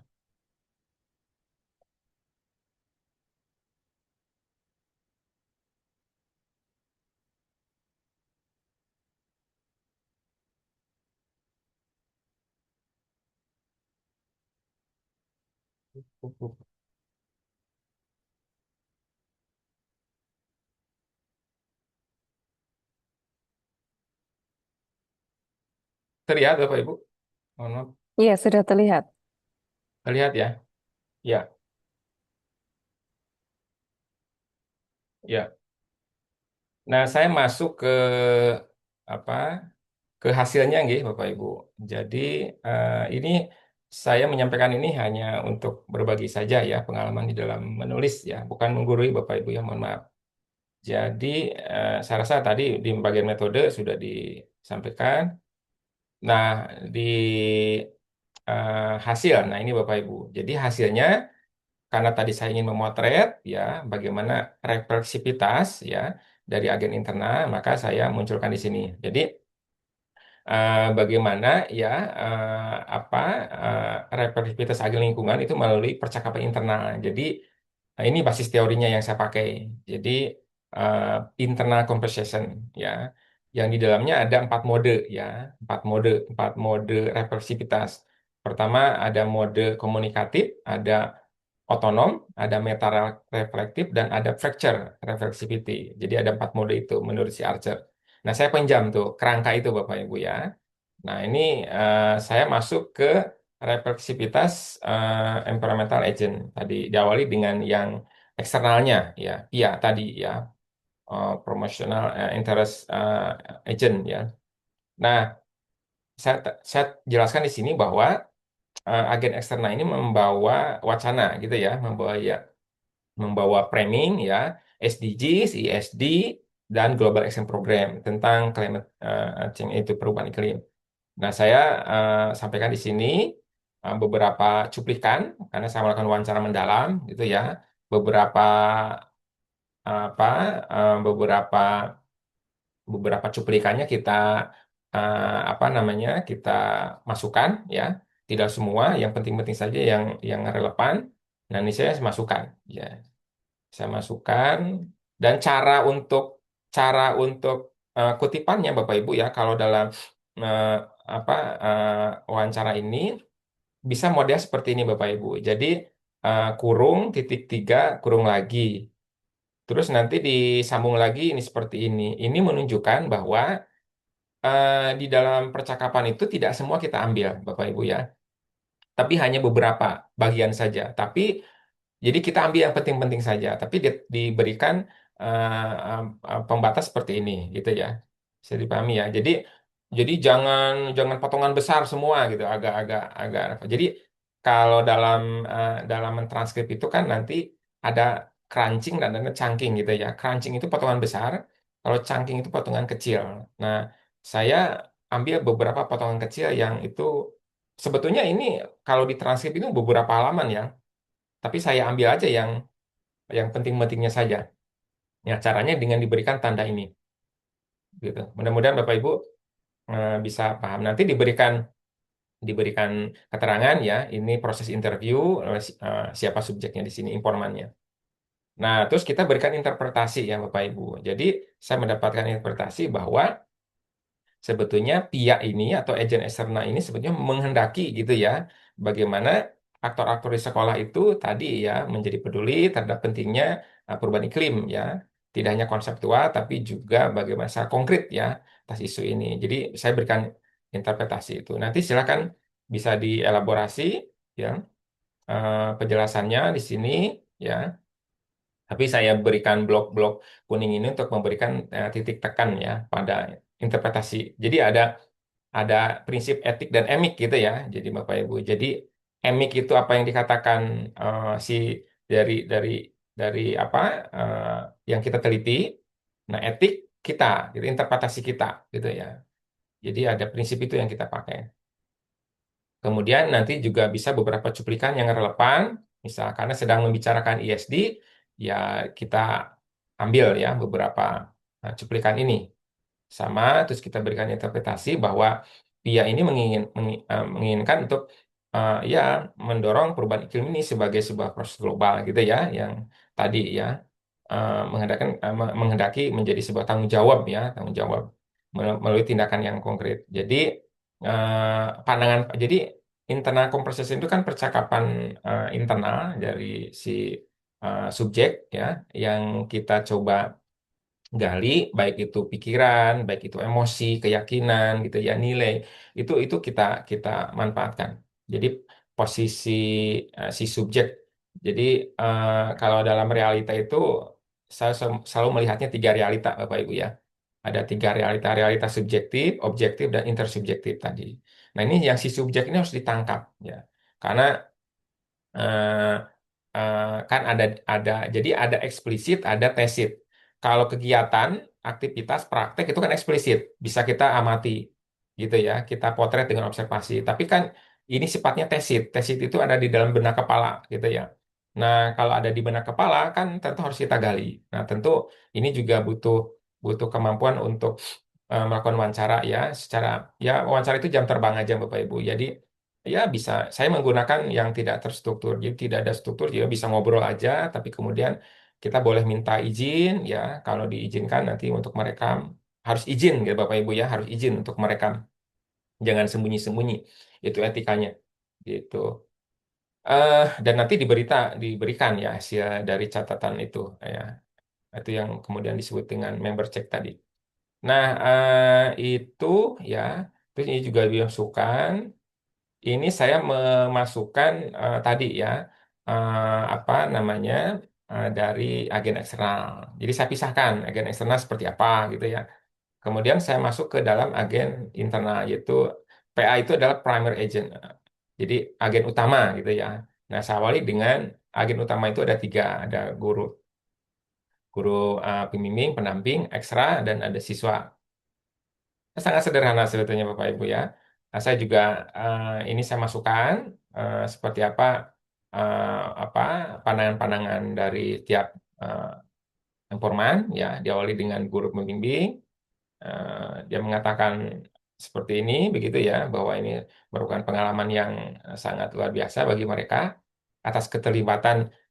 Jadi eh, program 40 hari. Jadi ini namanya program 40 hari keber, eh, aksi keberlanjutan perubahan iklim gitu ya Bapak Ibu. Jadi sekolah mendapatkan program ini, saya potret. Jadi saya tinggal selama hampir ya sering ya selama 2 bulan lebih ya, bahkan intensif ya, untuk tadi memotret ya. Saya sering hadir, saya sering sering ikut. Jadi observasinya saya observasi partisipan moderat ya. Jadi kadang saya juga diminta untuk mengisi, kadang juga saya mungkin menjaga jarak. Nah, karena tadi moderat sifatnya, nggak aktif. Jadi ada aktif, ada pasif, ada moderat. Jadi observasi itu saya moderat gitu ya, sifatnya. Nah, itu jadi saya bisa masuk ya ke dalam situasi rapat, ke dalam situasi diskusi, ya, dapat dan sebagainya gitu ya. Nah, eh, itu jadi saya masukkan ini. Silakan beri interpretasi juga pandangan-pandangan dari tiap informan gitu ya. Eh, ini untuk guru pembimbing itu ini ya ini ya, jadi ada semacam perubahan, ada pembiasaan gitu ya, praktek pembiasaan melalui program itu gitu ya.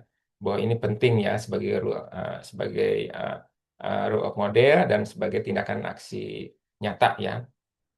Nah, ini statementnya diperkuat lagi, setiap ada cuplikan diperkuat dengan statement, dengan interpretasi kita.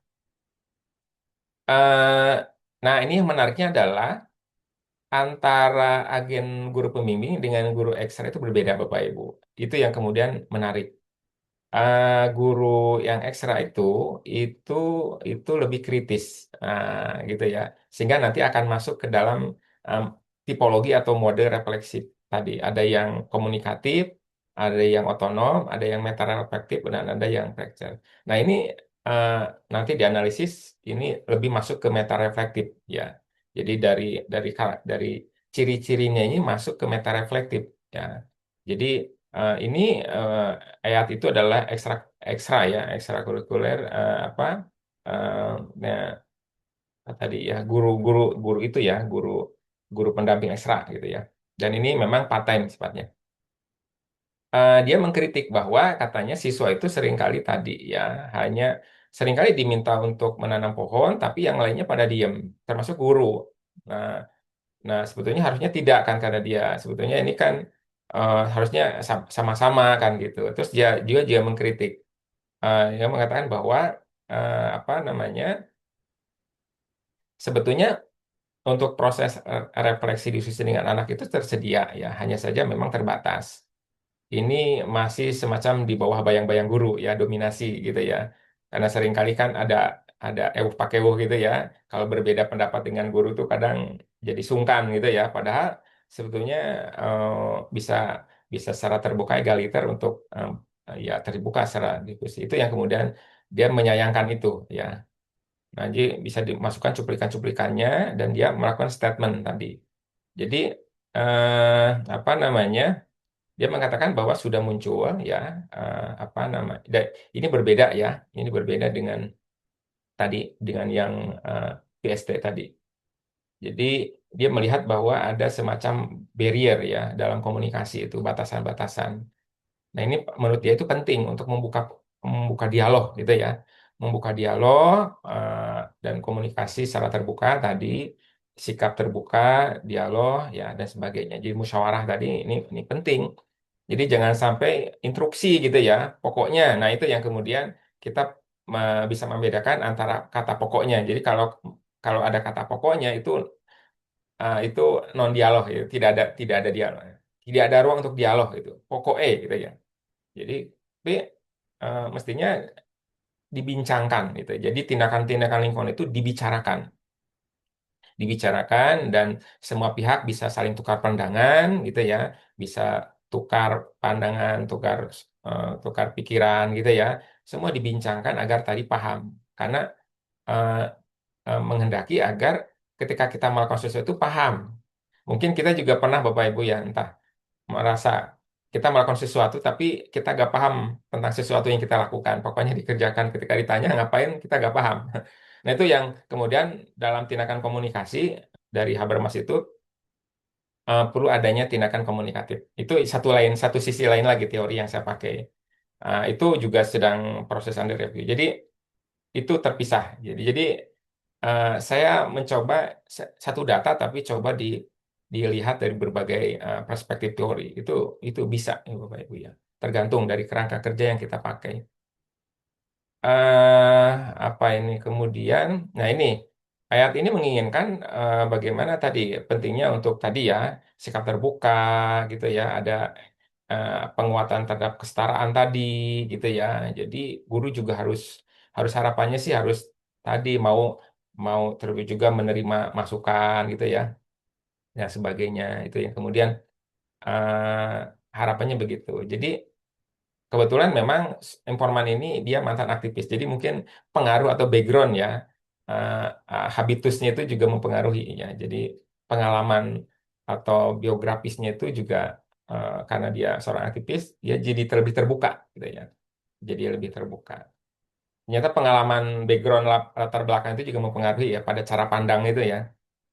Nah, ini juga dia mengatakan juga bahwa program perubahan iklim itu jangan hanya sebagai ya semacam lip service ya, hanya semacam semacam apa hanya superficial atau simbolis saja gitu ya, tapi harus substansif kata dia itu. Kalau tidak nanti menjadi praktek greenwashing aja semacam ya hanya cuci otak ya, bahwa ini hanya akal-akalan saja. Nah, itu yang kemudian itu ya. Ini saya juga memasukkan setelah guru ada siswa. Nah ini yang menarik Bapak Ibu. Kemudian ini yang menjadi menjadi inti ya dari ininya. Jadi eh, dari 4 mode refleksivitas itu kemudian saya menemukan ada mode refleksivitas komunikatif. Ya, komunikatif itu bahwa suatu tindakan itu harus menunggu validasi dari temannya dulu, gitu ya, semacam membutuhkan validasi lah.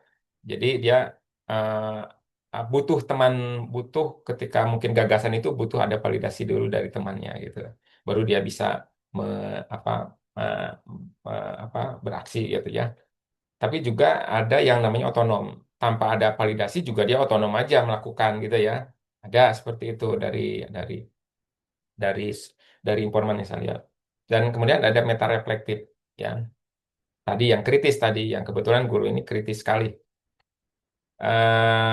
Bahkan mau mau untuk menyoal, mempertanyakan tentang sesuatu yang dianggap tidak ada masalah, ternyata setelah ditelaah itu ada persoalan gitu ya, dan sebagainya. Itu yang kemudian disebut dengan meta reflektif.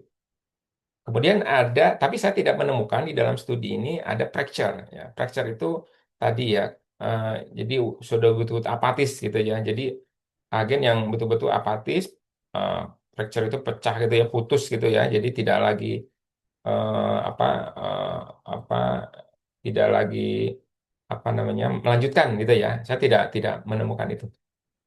Namun kemudian saya menemukan adanya percakapan, ini silent conversation.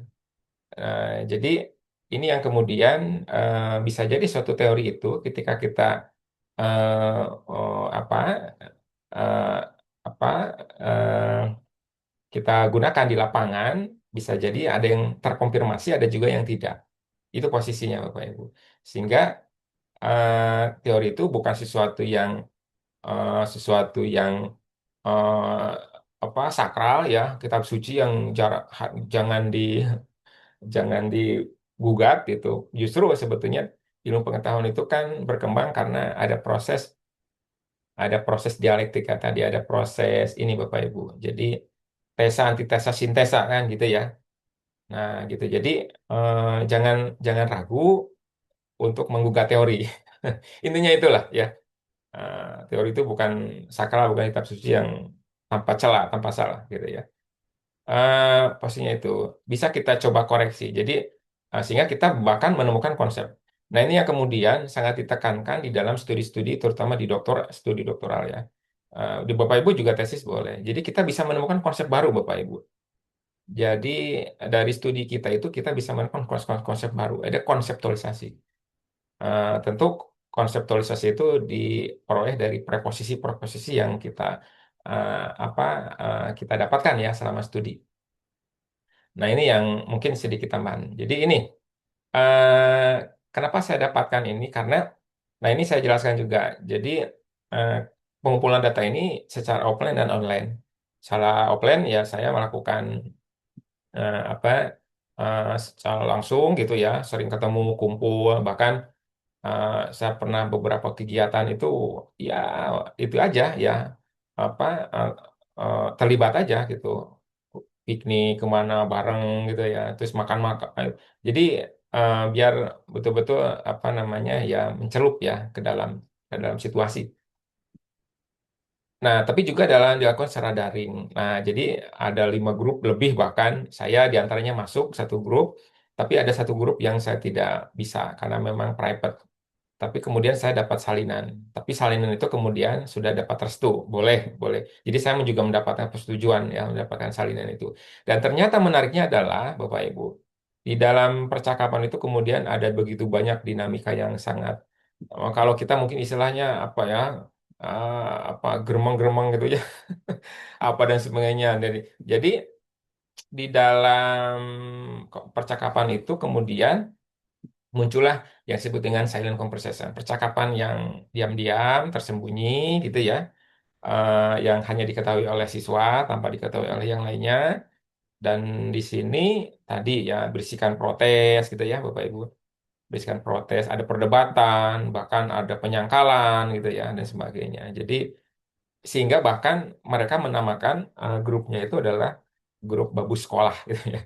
Jadi mereka menamakan kenapa babu sekolah ini kan sebagai sebuah terminologi berbahasa satir gitu ya, seakan-akan disuruh pesuruh gitu ya. Jadi anak-anak ya hanya menjadi objek suruhan gitu ya. Dan anak protes gitu, tapi dia nggak bisa menyampaikan secara eksternal gitu ya, kan karena dia tahu juga dengan siapa dia berhadapan kan. Di sini yang kemudian masuk ke relasi kuasanya itu Bapak Ibu. Jadi ada ya di sekolah juga ada ada seperti itu kan. Jadi kenapa kemudian siswa eh, tidak berani bicara ya karena dia tahu dengan siapa dia berhadapan kebetulan, sehingga itu tidak muncul, tapi munculnya hanya tadi dalam bentuk ya penyangkalan yang itu yang kemudian saya konsepsikan sebagai sebuah percakapan ya itu Bapak. Jadi tapi percakapan saya ini juga ini Bapak Ibu ya apa namanya. Nah ini contoh-contohnya saya masukkan di sini. Misal ada beberapa siswa yang saya konfirmasi kenapa dan ada yang nggak mau jawab, ada yang tidak, ada yang dia mengatakan bahwa saya terpengaruh karena seringkali diejek oleh teman ekstra lain bahwa hanya sebagai pesuruh aja gitu ya, hanya babu dan sebagainya. Dia semacam ini terpengaruh gitu ya oleh oleh semacam bully-bully mungkin ya teman-teman yang lainnya. Nah, kemudian, nah situasi ini menunjukkan tadi ya sebuah realita yang kompleks ternyata itu ya. Jadi antara antusiasme melakukan tindakan lingkungan, tapi satu sisi juga ada semacam apa hambatan-hambatan ya, beban-beban ya, kewajiban yang harus ditanggung. Nah, itu dan saya juga ada menemukan istilah apa observasi berkedok piknik gitu ya. Jadi ada kamuflase gitu ya. Jadi anak itu ternyata bisa juga. Bahkan di sana itu mereka melakukan refleksi, evaluasi secara kritis ya, bahwa dia juga menyoal bahwa programnya tidak harus seperti ini, harusnya begini. Kenapa juga berubah? Kenapa dia mempertanyakan banyak hal. Nah, itu dia dan berencana untuk melakukan semacam komplain ya, komplain gitu ya. Mempertanyakan mau merencana untuk. Nah, itu jadi itu yang sebetulnya mungkin tadi ya sederhana, tapi ini menunjukkan bahwa ada sesuatu yang ternyata di bawah permukaan itu kita bisa dapatkan. Jadi makanya kualitatif itu kan ada di kualinya, kedalamannya gitu. Mungkin kalau saya nggak mendapatkan ini ya biasa-biasa aja gitu. Kondisinya ya ya aman-aman aja gitu ya. Tapi ternyata setelah diselidiki, bisa setelah diungkap, ternyata ya realita itu ternyata kemudian sangat sangat tadi ya sangat dinamis ya. Jadi itu yang kemudian makanya ketika kita melihat realita itu juga realita tadi objektif ya yang bisa kita lihat. So, kalau ada sesuatu ya mungkin kita melakukan itu atas instruksi atas apa. Tapi subjektifnya juga perlu didengar. Jadi intinya dalam dunia pendidikan itu harus mendengar suara-suara tadi. Jadi eh, jangan tuli ya, jangan harus harus harus juga melihat eh, realitas subjektif tadi. Jadi bagaimana ekspresi siswa juga perlu ditangkap sebetulnya. Jadi bukan pokoknya aturan itu pokoknya jadi kayak seperti tidak mau tahu, pokoknya harus dijalankan, harus begini begini. Tapi juga kemudian perlu untuk diajak bicara tadi dari bagi sisi subjektifnya itu loh, sisi ekspresifnya itu yang kemudian kan di sana kan ada mungkin keberatan, keluhan, kesulit itu yang kemudian tidak ditangkap, tidak didengar. Nah, dunia pendidikan itu harapannya juga mendengar suara-suara itu ya. Nah, itu yang sebetulnya itu ya. Dan ada intersubjektif tadi. Jadi intersubjektif itu kan subjek dengan subjek itu ngobrol gitu. Gitu. Jadi eh, kita perlu untuk menangkap itu. Saya rasa itu. Nah, temuan utama ini adalah tadi studi ini menjelaskan bahwa apa mm, agen-agen siswa ya, agen lingkungan siswa dalam program ini sebetulnya juga tadi bukan pihak yang pasif ya. Jadi tapi dia juga aktif ya, melakukan refleksi dan mempromosikan banyak aksi ya. Melalui apa? Internal conversation percakapannya di ruang digital. Ingat lagi. Jadi sekarang kan percakapan itu bisa bisa bisa bisa muncul di ruang digital. Jadi intinya adalah siswa itu tidak ditempatkan sebagai konsumen pengetahuan, tapi juga harus ditempatkan sebagai produser pengetahuan. Itu temuannya gitu ya. Nah itu karena tadi dia tidak hanya pasif menjalankan apa, tapi dia juga aktif di dalam mempertanyakan gitu ya, merevisi, me- apa namanya, melakukan apa namanya yang lainnya yang di luar apa yang diperintahkan itu. Nah, ini juga akhirnya dalam penelitian ini adalah penelitian ini tidak menemukan mode fracture sekali lagi, tapi saya ka- saya menemukan dari 4 mode itu menemukan 3 mode ya, mode komunikatif, mode otonom, mode metareflektif, namun tidak menemukan mode fracture. Namun saya menemukan adanya tadi percakapan senyap di dalam dalam apa refleksivitas agen tadi lingkungan.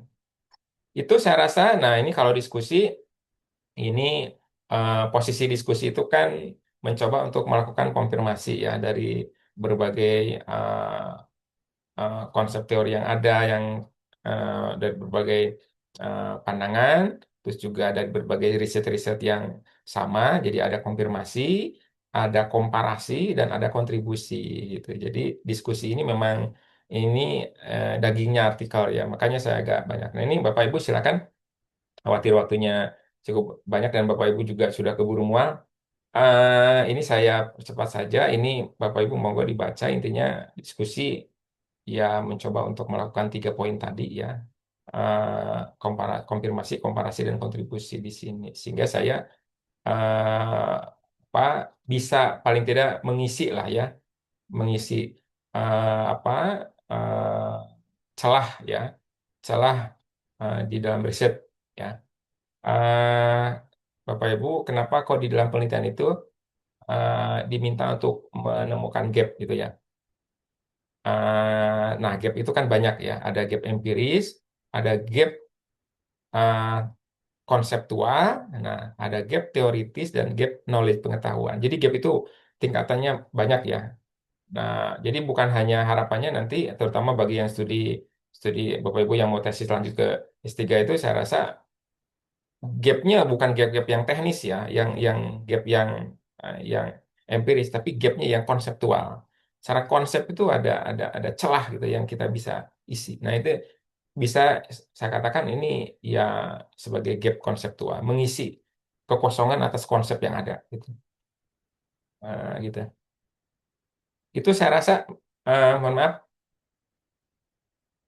Bu Marita, saya kembalikan ke Ya, terima kasih Pak Ganes ya. atas pemaparan materinya. Memang kalau saya biasanya duet ngajar dengan Pak Ganes itu materinya berbobot sekali ya.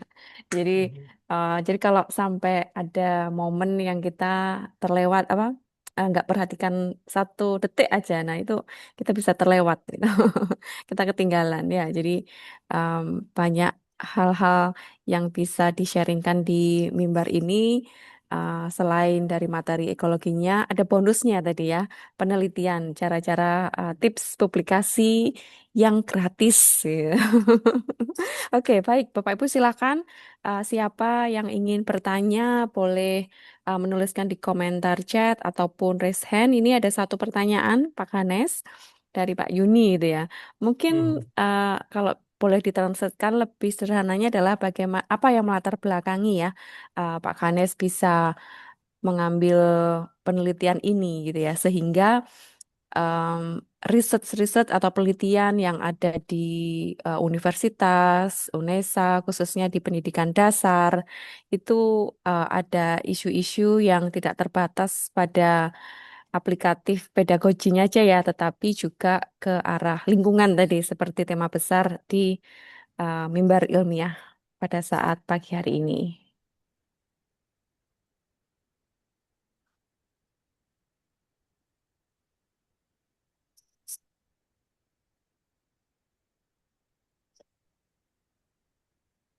Saya menduga tidak ada pertanyaan. Banyak Pak tadi, Nggak banyak. Oh, yaitu di chat itu ada Pak Yuni. oh ya ya.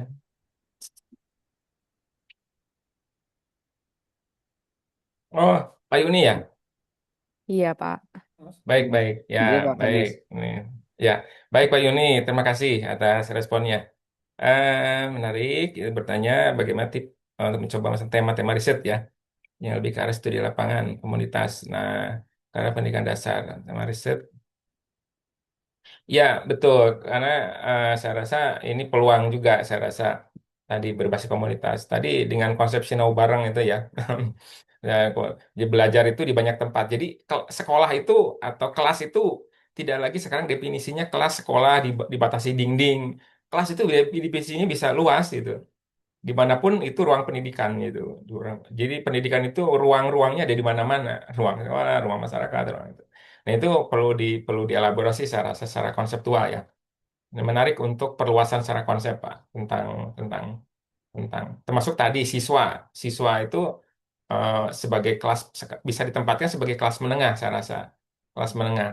Dia bukan hanya produsen konsumen tapi juga produsen. Tadinya saya melihat bahwa anak itu sebetulnya banyak ide ya, bahkan ide-idenya juga cemerlang berlian. Tapi kemudian kadang mati layu sebelum berkembang karena tadi faktor relasi ada hierarki relasi kuasa yang kemudian jadi potensi jadi apa ya? Jadi ada apa ya? Lawan kata potensi. Nah itu Pak Yuni, saya Ya, rasa terima ya kasih. Ah, Terima kasih Pak Ganes. ya ada pertanyaan dari Saudari Maya. Oh iya, terima kasih ya. kesempatannya, Bu.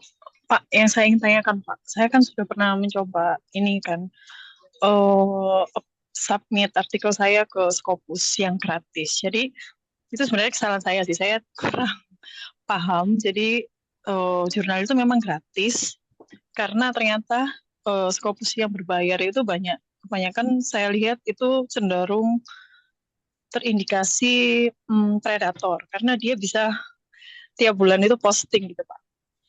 Nah, saya cari ternyata kelas RPL itu kan otomatis publish artikelnya itu kan studi literatur ya Pak ya.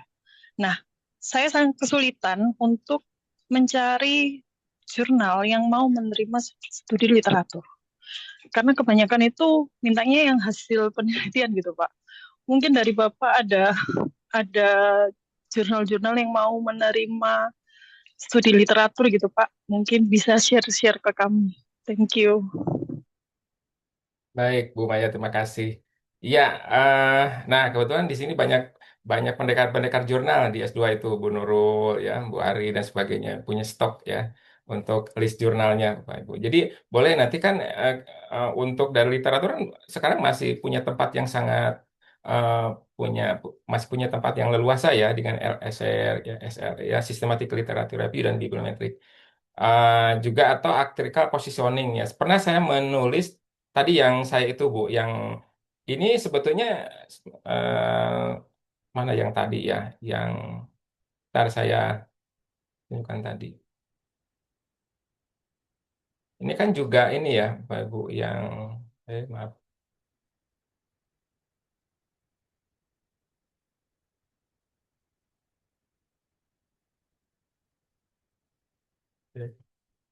Nah, ini gagasan konseptual Bapak Ibu ya. Jadi penelitian masih banyak kok ya. Saya rasa artikel-artikel yang sifatnya gagasan konseptual. Jadi artikel positioning. Jadi kita lacak perdebatannya apa, terus kita tentukan posisi kita di mana. Itu yang positioning artikel. Dan kita eh, perkuat argumen kita itu ya. Itu yang ini. Eh, Targetnya Scopus ya, Bu Maya ya. Saya nyoba sih Pak, untuk artikel Oke. saya yang satunya udah publish, yang satunya ini Hmm. nyoba aja Tapi di gitu. Pak, yang sudah publish di mana? Di Sinta atau Scopus? Sinta 3. Hanya tiga ya, oke. Saya rasa itu, terus termasuk juga apa namanya itu, saya rasa masih punya tempat ya, sangat. Saya memang tidak terlalu mahir ya untuk literatur review, beberapa ada sih, tapi itu. Nah, untuk studi pendahuluan juga bisa Bu. Jadi, nah ini saya ini yang depolitisasi ini studi pendahuluan aja Bu. Jadi studi pendahuluan. Jadi sebetulnya itu belum belum belum ke inti ya. Saya hanya baru melakukan studi pendahuluan awal, ketiga tempat Jawa Timur gitu ya, melakukan ini jadi gitu. Jadi tergantung kali lagi data yang biasa pun kalau kita coba suntik dengan apa ya, dengan perspektif ya, dengan tadi yang itu bisa bisa jadi. Dan ini juga sama di Springer. Ini juga sekitar 40 jutaan Bapak Ibu yang Springer itu saya kaget. Jadi saya itu ceroboh memasukkan apa artikel yang saya tanpa baca gitu ya informasinya, fee-nya berapa dan sebagainya. Kirim aja tiba-tiba nyangkut gitu ya diproses jadi hingga itu. Terus akhirnya ya itu dari apa saya baca 40 juta gitu ya. Saya udah dari mana. Saya gitu lagi-lagi nakalan saya nyoba mengajukan paper, ya akhirnya bisa juga. Ini bebas, ini dua ini semua yang ini gratis juga ini ketiga ya, tapi turun jadi keempat. Yang ini juga gratis, jadi gratis itu. Itu Bu, saya rasa ya untuk apa ya untuk bibliometrik masih punya tempat banyak, saya rasa. Mungkin tanya pendekar-pendekar jurnal lah di PGSD, di S2 nih Bu Ari, Bu Nurul, Bu Marga juga. Iya Pak. Iya terima kasih Pak. Mungkin masukannya Ya, aja buat prodi kan untuk angkatan saya ini kan udah nggak ada materi publikasi kan, nggak ada kuliah. Tapi saya oke. rasa itu sangat penting karena eh, ternyata bahwa saya juga baru tahu nih, maksudnya itu kamu hasil kemarin ada diarahkan ya. Ini kamu hasil ini aja juga sudah bisa jadi artikel, ini bisa jadi artikelmu bisa banyak. Oh iya, jadi kan beda kan kalau kita belajar-belajar sendiri sambil ada mata kuliahnya itu kan beda. Saya rasa penting banget sih Hmm. karena kalau saya lihat kesempatan kita buat masuk ke Scopus itu banyak sih Pak. Saya kemarin karena saya nggak tahu. Jadi akhirnya saya cari tahu semuanya, saya lihat, saya cari yang gratis Iya, memang Pak. Jadi iya, saya baca satu-satu jurnal itu, mana yang gratis itu yang saya apply. Gitu Pak iya, iya, Ganes, iya, terima betul. kasih. Ya, dan saya juga punya semacam list ya, punya list sendiri gitu ya, daftar-daftar itu, gitu terus kemudian ya nyoba dan sebagainya. Iya, betul. Jadi saya tuh nyimpan lupa aja, Bu. Amit terus se- kayak apa ya? eh, Berburu belut atau apa ya di istilahnya itu. Ya sudah, saya lepas aja gitu. Nah, itu Bu Maya. Oke, terima kasih Ya, responnya Pak Kanes dan juga Bu Maya. Memang kalau publikasi, apalagi isu-isu seperti ini perlu waktu ya, tidak bisa apa dalam waktu singkat terus diterima publikasi gitu ya. Jadi perlu eh, apa ketahanan ketahanan untuk mendapatkan respon dari jurnal yang kita uh, submitkan gitu ya, di recheck berkali-kali misalkan ya. Jadi dari situ formatting lagi, submit lagi uh, sampai akhirnya bisa dipublikasikan gitu ya. Semangat teman-teman. Tadi ada yang mengangkat Prof. Wahyu sepertinya. Apakah masih ada di sini Prof. Wahyu? Nah, ini juga ada pertanyaan di kolom chat dari Rini Susdamayanti, 2025 RPL. Jika yang gratis itu prosesnya lama ya, Pak? Kira-kira berapa lama, Pak? Kalau gratis, Pak. ya ini sesuai pengalaman ya Bu. Mana? Eh, ya yang dua itu hampir setahun memang Bu. Setahun. Ada yang 6 bulan, ada yang paling cepat itu paling 6 bulan saya. 6 bulan itu. Jadi memang Bapak Ibu untuk sebagai buah pengalaman itu jangan jangan ini jangan kapok ya ketika artikel kita tuh di decline itu ya, ditolak itu. Dan pengalaman saya itu eh, ya yang ngeyel ya mokong ya.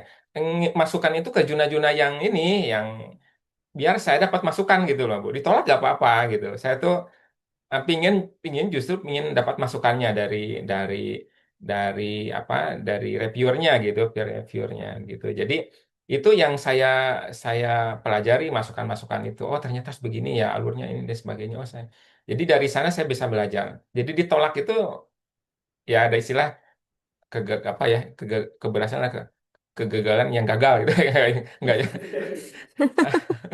Kegagalan Nah, yang itu tertunda, keberhasilan yang kegagalan yang tertunda. gagal ya. Ya, nggak apa-apa. Saya rasa dan bagus-bagus kalau di zona-zona yang itu ya. Jadi kalaupun kita tolak tuh masih ramah-ramah. Tapi ada satu jurnal di lokal yang agak agak kejam. Jadi oh, jadi catatannya itu sangat kejam ya. Oh, metodologinya cacat itu dan sebagainya. Waduh. Tapi buktinya bisa itu. Jadi memang di luar-luar apa ya pengalaman saya tuh reviewernya niat-niat gitu, bagus-bagus gitu, memberi masukannya itu. Jadi belajar dari dari ditolak itu saya rasa. Ya, oke. Jadi Mhm. sedikit share pengalaman aja kalau di beberapa jurnal yang internasional yang bagus itu biasanya mereka ada ini ya teman-teman metriknya. Metriknya dalam artian dari first submission ke first decisions itu berapa hari. Biasanya ada informasi tentang itu, terbuka mereka dicari di websitenya. Terus dari submission, decisionnya, accepted atau ke publicationnya berapa hari itu ada. Mereka terbuka dengan timeline mereka, gitu. Jadi tidak sampai menunggu tanpa tanpa arah, gitu ya. Itu. Ada lagi teman-teman, jangan lewatkan kesempatan ini bersama narasumber kita.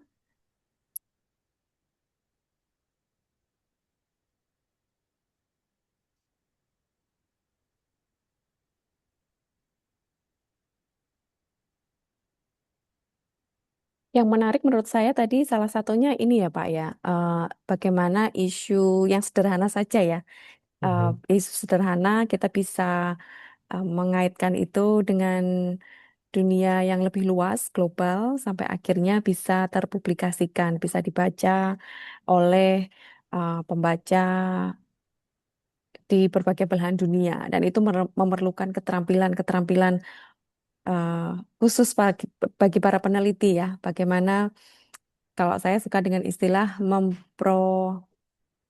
apa problematizing isunya itu sendiri. Jadi itu sebenarnya lokal isu-isu yang diangkat masalahnya sangat sederhana di lingkup sekolah dasar SD yang terjadi di uh, mungkin Surabaya, mungkin Nganjuk, Trenggalek gitu ya. Tetapi keterampilan peneliti di sini yang ditantang gitu ya untuk menuliskan hal tersebut sampai akhirnya bisa dikaitkan ke dunia global dengan artian misalkan oh orang dari Australia misalkan.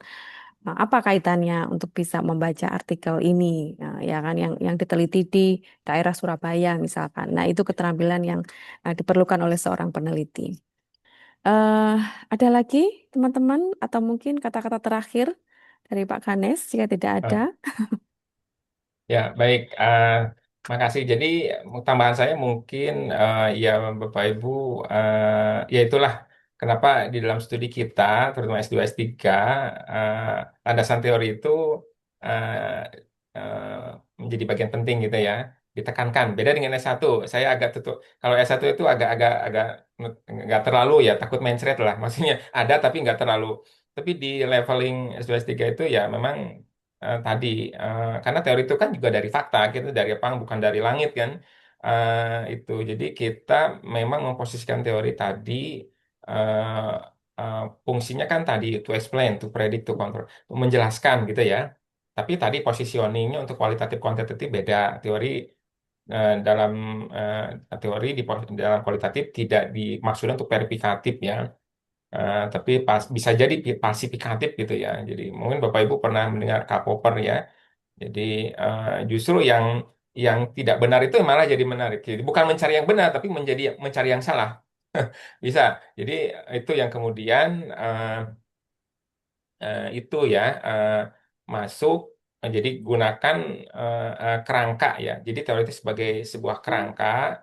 Karena tanpa itu kan agak kemana-mana nanti kita bicaranya. Seperti dalam studi saya itu kan ada tiga rumusan, ada tiga teori, tiga rumusan, tiga teori. Masing-masing punya kerangkanya sendiri. Jadi ketika diolah itu enak, Bapak Ibu. Datanya sama, tapi perspektif yang beda kan menghasilkan hasil yang berbeda, gitu. Gitu. Tapi memang untuk memahami teori itu ya, jadi perlu untuk memahami asumsi dasarnya, Bapak Ibu. Jadi teori bukan sekedar pajangan, bukan hanya etalase, bukan hanya parade kutipan, gitu ya. Bukan hanya itu, tapi sebenarnya teori itu tadi bisa intinya dipahami asumsi dasarnya apa. Jadi ada asumsi tiap tiap teori itu ada asumsi dasarnya Bapak Ibu. Kemudian ada prinsip dan konsep ya.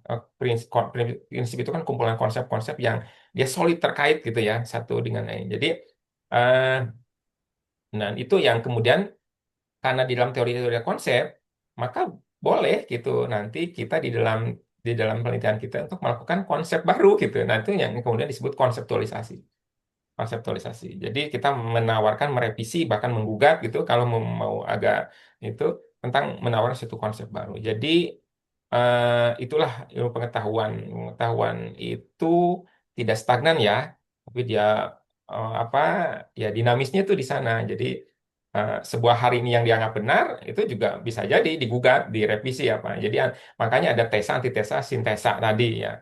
Itu yang kemudian Bapak Ibu bisa masuk pada lebih jauh-jauh lagi pada teoritisasi itu saya masih masih belum kuat ya Bapak Ibu. Jadi paling tidak konseptualisasi tadi contoh konseptualisasi. Tapi kalau masuk ke teoritisasi saya belum kuat, belum mampu. Pecah kepala saya mungkin ya belum belum belum bisa. Nah itu dan apa ya satu lagi udah mungkin Bu Marta kalau lupa tadi mau Udah. Ini ada ya satu pertanyaan, Pak Ganes oh iya menerima atau gimana? monggo monggo. Oke, dari Ibu Ike Yuli Mestika Dewi. Pak Hanes, selama Mhm. meneliti yang berkaitan dengan ekologi di pendidikan dasar, seperti apa respon penerimaan guru yang menerapkan pengetahuan ekologi dalam pembelajaran, memudahkan tersampainya materi atau masih tetap memisahkan materi dengan lingkungan, khususnya materi umum di SD yang tidak berkaitan dengan alam. Maaf, saya bertanya berkaitan dengan pembelajaran ekologi. Gimana, Pak? Oh iya, ya memang ini yang kemudian menjadi uh, uh, proyek ke depan bahwa memang saya harus concern di pendidikan dasar. Yaitu saya tuh mencoba untuk melihat ya dari mulai dasar, menengah sampai tinggi, karena nanti kan dia berkelanjutan. Nah, memang area-area riset saya banyak di perguruan tinggi dan di menengah itu nanti akan berbanyak. Tapi beberapa studi ya tadi, jadi memang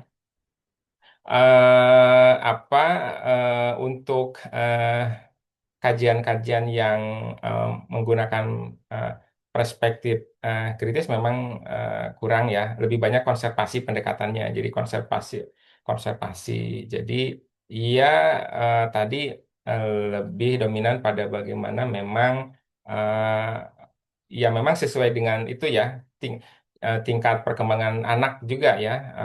Yang ditekankan memang kan pada anak itu kan pembiasaan, kepedulian gitu, empati, disiplin dalam dalam hak dan kewajiban, tanggung jawab gitu ya. Jadi memang area-area kan ada tiga area, area kesadaran, area kehendak, dan area tindakan gitu ya di dalam konteks lingkungan itu. Jadi ada awareness atau consciousness, ada yang konatif atau kehendak tadi ya, ada semacam eh, apa wilayah itu, dan ada yang tindakan tadi. Nah, itu yang kemudian cenderung pada taken for granted ya, apa given gitu ya. eh yang tadi saya rasa mungkin mas masuk ke reflektif kritis itu menarik ya. Saya rasa ada peluang di sana. Ada peluang proses refleksinya, Bu. Jadi bukan hanya sekedar menjalankan program, tapi bagaimana ketika di menjalankan program itu proses refleksinya itu juga bisa ditekankan tadi, sehingga eh, apa namanya mendapatkan tadi ya umpan balik gitu ya dan sebagainya. Jadi saya rasa, mohon maaf kalau tidak begitu menjawab ya semuanya. Ya tadi sih lebih kalau dalam tinjauan eh, perspektif eh, apa lingkungan itu ya masih instrumental gitu ya, sifatnya masih instrumental, masih instrumental.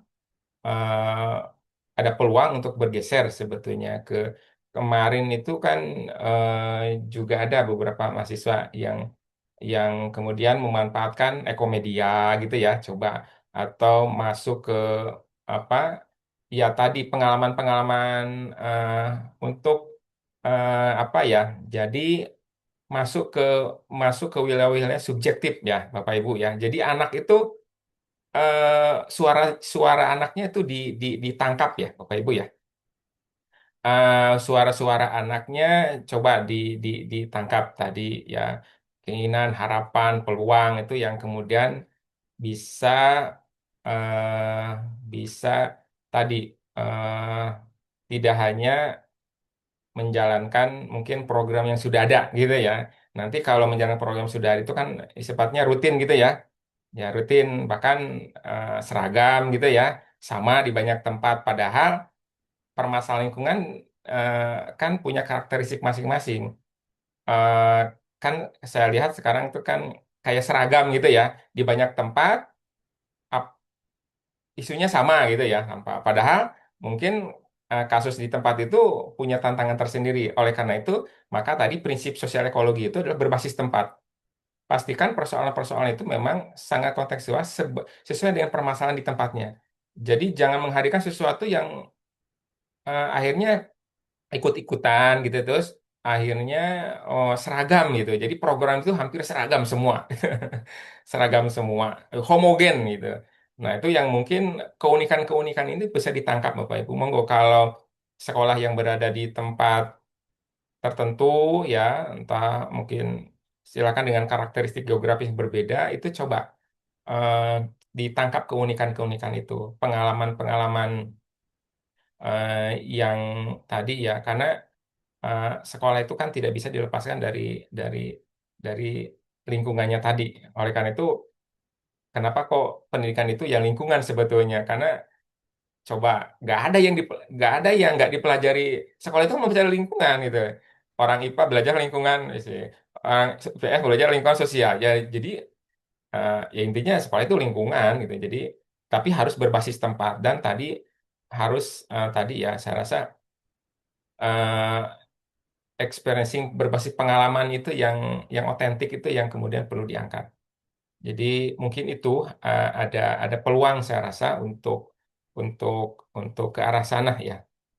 Dan tadi memberdayakan tadi sih, memberdayakan agen-agen lingkungan di sekolah tadi. Guru dan siswa itu saya rasa punya ide-ide yang bagus, tapi seringkali tereduksi ya, saya katakan reduksi, mengalami tadi simplikasi dan reduksi karena ya tadi mungkin ada ada harus begini terus akhirnya menjalankan begitu gitu jadi rutin jadi akhirnya mungkin perlu di dibuat variasi lah ya sesuai dengan tadi permasalahan-permasalahan lingkungan yang yang otentik saya rasa itu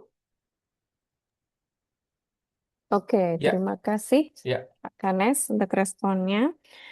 Sepertinya cukup ya Bapak Ibu untuk Mhm. pertanyaannya pada sesi hari ini. Jika masih ada pertanyaan-pertanyaan lanjutan, boleh nanti bertemu langsung dengan Pak Ganes. Bisa ditemui di janjian dulu ya maksudnya ya. Ikut kelasnya dulu, kelasnya Pak Ganes gitu ya. Oke, Bu Neni, ada tambahan? Ini saya mau share sebagai bentuk apresiasi ya dari kami, Pak Ganes. Silahkan, Bu Neni. Terima kasih Bu Mareta, Pak Ganes, tidak ada yang bisa kami berikan dari S23. Terima kasih banyak atas semua ilmunya hari ini. Semoga membawa keberkahan dan kemanfaatan bagi teman-teman. Jangan kami memberikan sertifikat secara online dulu ya Pak ya. Dan terima kasih Siap. sudah menjadi bermas dan prayer yang menginspirasi teman-teman untuk habis. Terima kasih. Oke, saya kembali untuk mengarah. Baik, terima kasih teman-teman semuanya, Pak Ganes, Bu Neni, dan juga tim S2 Dikdas, tim mimbar ilmiah yang selalu senantiasa berjaga-jaga gitu ya, saling backup satu sama lain. Selamat melanjutkan aktivitasnya. Saya tutup mimbar ilmiah edisi Januari 2026. Assalamualaikum warahmatullahi wabarakatuh. Sampai jumpa. Waalaikumsalam warahmatullahi Terima Waalaikumsalam wabarakatuh. Terima kasih Bu kasih Bu Mareta. Marita. Terima kasih Pak Ganes. Sami-sami Bapak Ibu terima kasih mohon izin Oke, terima kasih Pak Ganes. sami-sami Bu Marita. siap